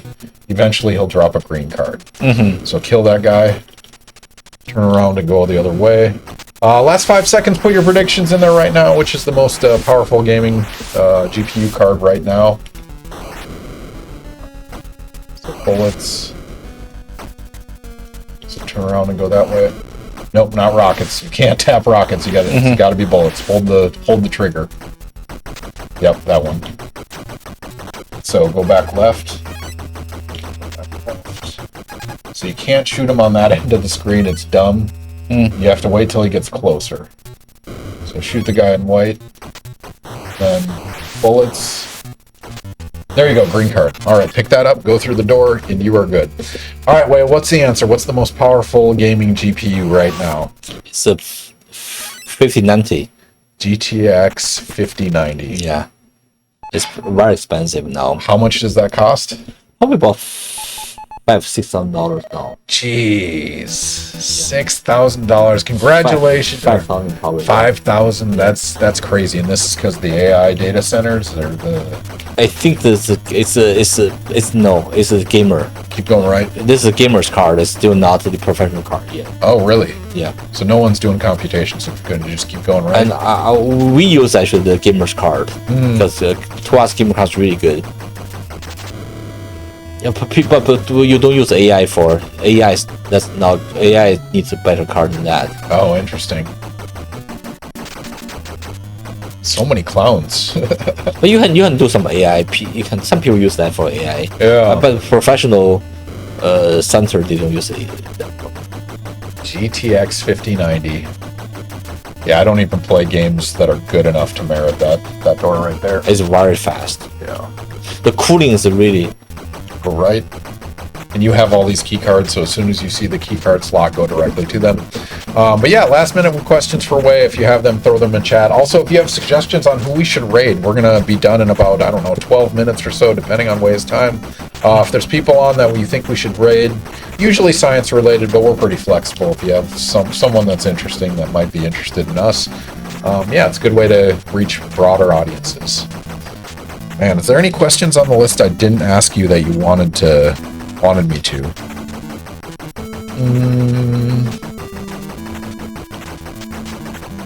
Man, I think we got most of them. Except, what's your airplane conversation like? my airplane conversation. If you get on an airplane, somebody asks you what you do. You say you're a professor, and they ask, a professor of what? Chemistry. And then they say... And then usually they say chemistry is so hard. I don't want to. I hated chemistry. I hate chemistry, and I try to tell them chemistry is fun. Going right? Yeah. I love going to the doctor's office when they say I hated chemistry. Yeah. Yeah. Nurses too. Nurses. Yeah, exactly. The nurses always tell you actually how much they hate chemistry. Saucy Boy, I got a 4080 Ti, pretty high-end card for 600 price point when I got it. If 4080 Pi, yeah, that's pretty good card too. Same can't be said for the 32 gigabyte RAM, where it's $400 now, where I got it at 90 a year ago. Yeah, that price is crazy. Yeah, the RAM's really getting really hard. Yeah, I can't imagine building a computer right now. In fact, this computer is getting pretty dated. It's 5 years old already. So that's still pretty good. Yeah, I'm gonna keep riding it out with my Windows 10 until it dies, but I'd hate to update and lose everything. But yeah, Saucy Boy, the world feels your pain. Yeah. the memory price is getting crazy now. Man. But I have a lot of memory. I have a lot of spare memories. Yeah. I bought a lot of memories 2 years ago. Oh, nice. Yeah. So you got in before. Yeah. So now you should just sell it. No, I should say this FSU covered. I cannot sell them. Off the record. yeah. We use it for. All right. Now you're gonna shoot a whole lot of rockets. So guy in wheelchair is gonna appear, kill everything on screen, and you're gonna tap A. So yeah, just tap A instead of bullets, rockets. Tapping, tap. Stop pulling the trigger. Yeah, there you go. So the only way you can shoot the guy in the wheelchair is with rockets. Okay, so yeah, just unload these guys. And it gets rid of dogs pretty easily, so... He'll come back soon. Gets you good practice with the tapping rockets, that's for sure. Yeah, I would do this. It's a little bit easier. No, it's nice still. Yeah, I think it's easier for both buttons, but not one of them. Yeah. But yeah. Bottleneck is a rough thing, unfortunately. Yeah, if you have one really weak computer component. I mean, so when was the last time you bought a computer, a full computer? We've been assemble computers when it was several years ago. But we've been having new computer by assembling the new computers. I see. Right. That's hard. It's much cheaper, but it's much better. But we have to change the cooler all the time. The GPU actually, the cooling is really big part of it. Interesting. And it just fails at clog. Do you do liquid cooled or air cooled? Liquid cooled. Yeah, but it just clogs and gets bubbles or something. I think it's probably we use computer non-stop. Yeah, but our computers are always running. Oh, that was close. Oh man. That guy is tough. Saucy Boy is a redeem, take a drink, so cheers away. Drink in hand. Cheers. Oh, rockets. Oh no, Saucy Boy, you just added like 30 seconds onto his time. Good timing on the distraction. That's fine. We're not in a hurry. Yeah. We're hanging out, drinking, preparing for the start of the semester. I've been looking for this guy. Yeah, I think the best strategy is just to stand like right here and only go shoot back and forth. Okay. And just like we're doing a probabilistic model. If the screen is this big, the average is there. That's a very good point. It's statistic mechanics. There you go. Boltzmann would have been proud of that. Yeah, I think so. So you got to do that twice more. So kill everything on screen. He will appear a couple more times. It's always I hated chemistry. That is the conversation. Yeah. The people say, "Oh, I just hate chemistry." People say chemistry is so hard. Yeah. Right. Some people they hate it because it's too hard, but some people like it because it's hard. Yeah. Well, it also depends on how it's taught. Yeah. Like if you're just doing plug and chug ice tables and that's what you think chemistry is, like, yeah. I agree. I get it. That's why it would suck. Yeah, chemistry actually in India is very hard to learn, very hard to teach. Yeah. Right. It's conceptually very weird, and that's like so biology has the advantage of this is a real tangible thing that's within your body, and you can at least like picture cells and organelles and those moving parts. Yeah. Astrophysics has the sexiness of I can look up at the stars. Same with particle physics. Yeah. I remember I talked with a cat at the professor's office. I always tell them the reason chemistry is hard because kill everything on screen. Right. Because when you do physics, actually, you always try to use the clear logic, right? And so your step-by-step logic. When you use biology, and you don't even want to connect to the physical principle anymore. But chemistry actually you have to use physical principle, but at the same time there are a lot of we deal with complexity. That's why it's hard. We try to rationalize using the physical principle, but at the same time actually we have to use complexity. But there you go. Number 2. That's a really fun part of chemistry. Yeah. It's complexity.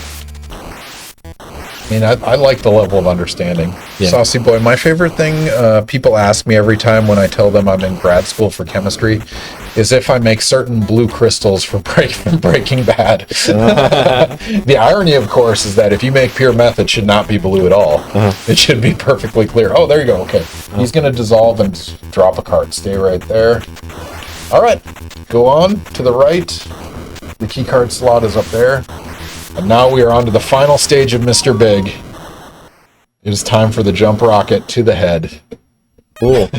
Blue crystals from Breaking Bad. You'd almost have to intentionally add a colorant to make it blue. Like, blue is a very unusual color in nature because you have to absorb the entire visible spectrum except for blue. So top of the screen, jump rockets. So yeah, run away to the right. Go to the top of the screen. All the way up there, you miss the tongues. Get some distance. As Jesse says, the secret ingredient is chili powder. Piano strategy. Yeah, that's a good point. I forget. Yeah. No worries. Turn around. Oh, there it is. Okay, rockets to the face. Oh man, that is a good time. That was a clean rocket. Alright, run away from him, get some distance. Go to the top of the screen. Yeah, just press all the way up and go right. Up further, because those are going to hit you. Turn around. No more jumps, just rockets. As Jesse says, the secret ingredient is chili powder. I mean, I like that they at least associate Breaking Bad with chemistry. Obviously, he's a chemistry teacher. The anti-hero. What the heck? Let me let him move up a little higher, because you're getting hit right now.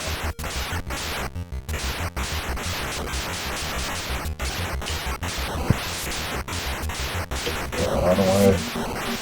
So, top of the screen. Press all the way up and left. Up and left. Get some distance.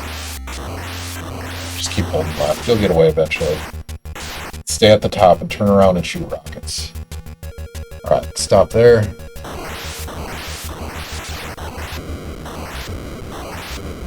Maybe let them get a little bit closer. It has like a distance detection thing. Up closer than that.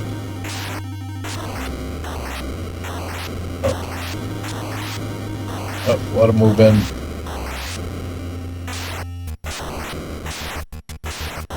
There we go. Alright, now it's just bullets, so you're going to hold the trigger.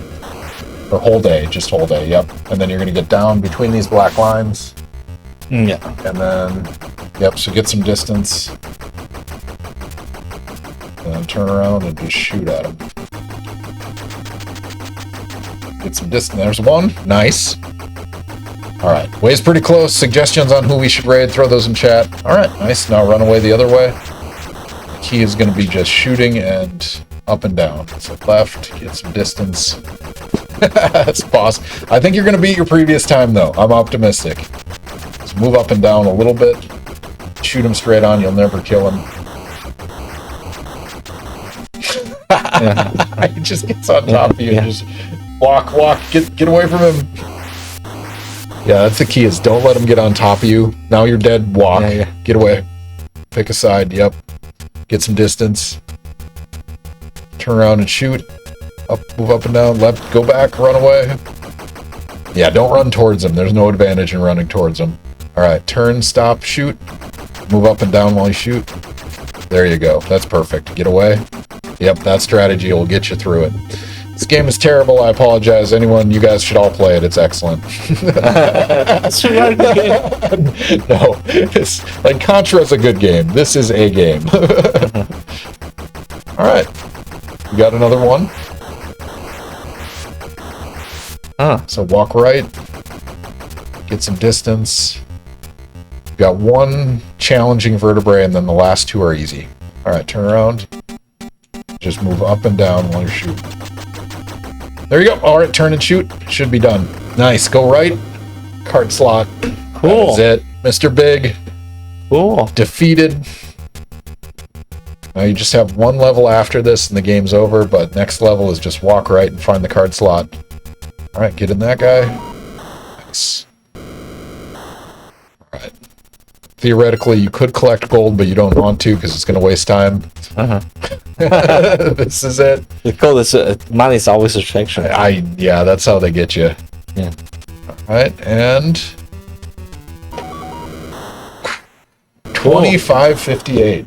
Oh, I beat it last time, You right? cut 10 minutes off your time. Oh, fantastic. Yeah, that's like 30% reduction in your time relative to last time. That Mr. Big One, you got that head off really quick. That was excellent. And Yeah. now you get to put in your initials. Cool.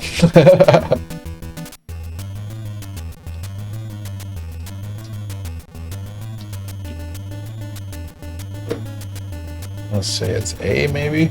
Try that one. Yeah, Yeah. there you go.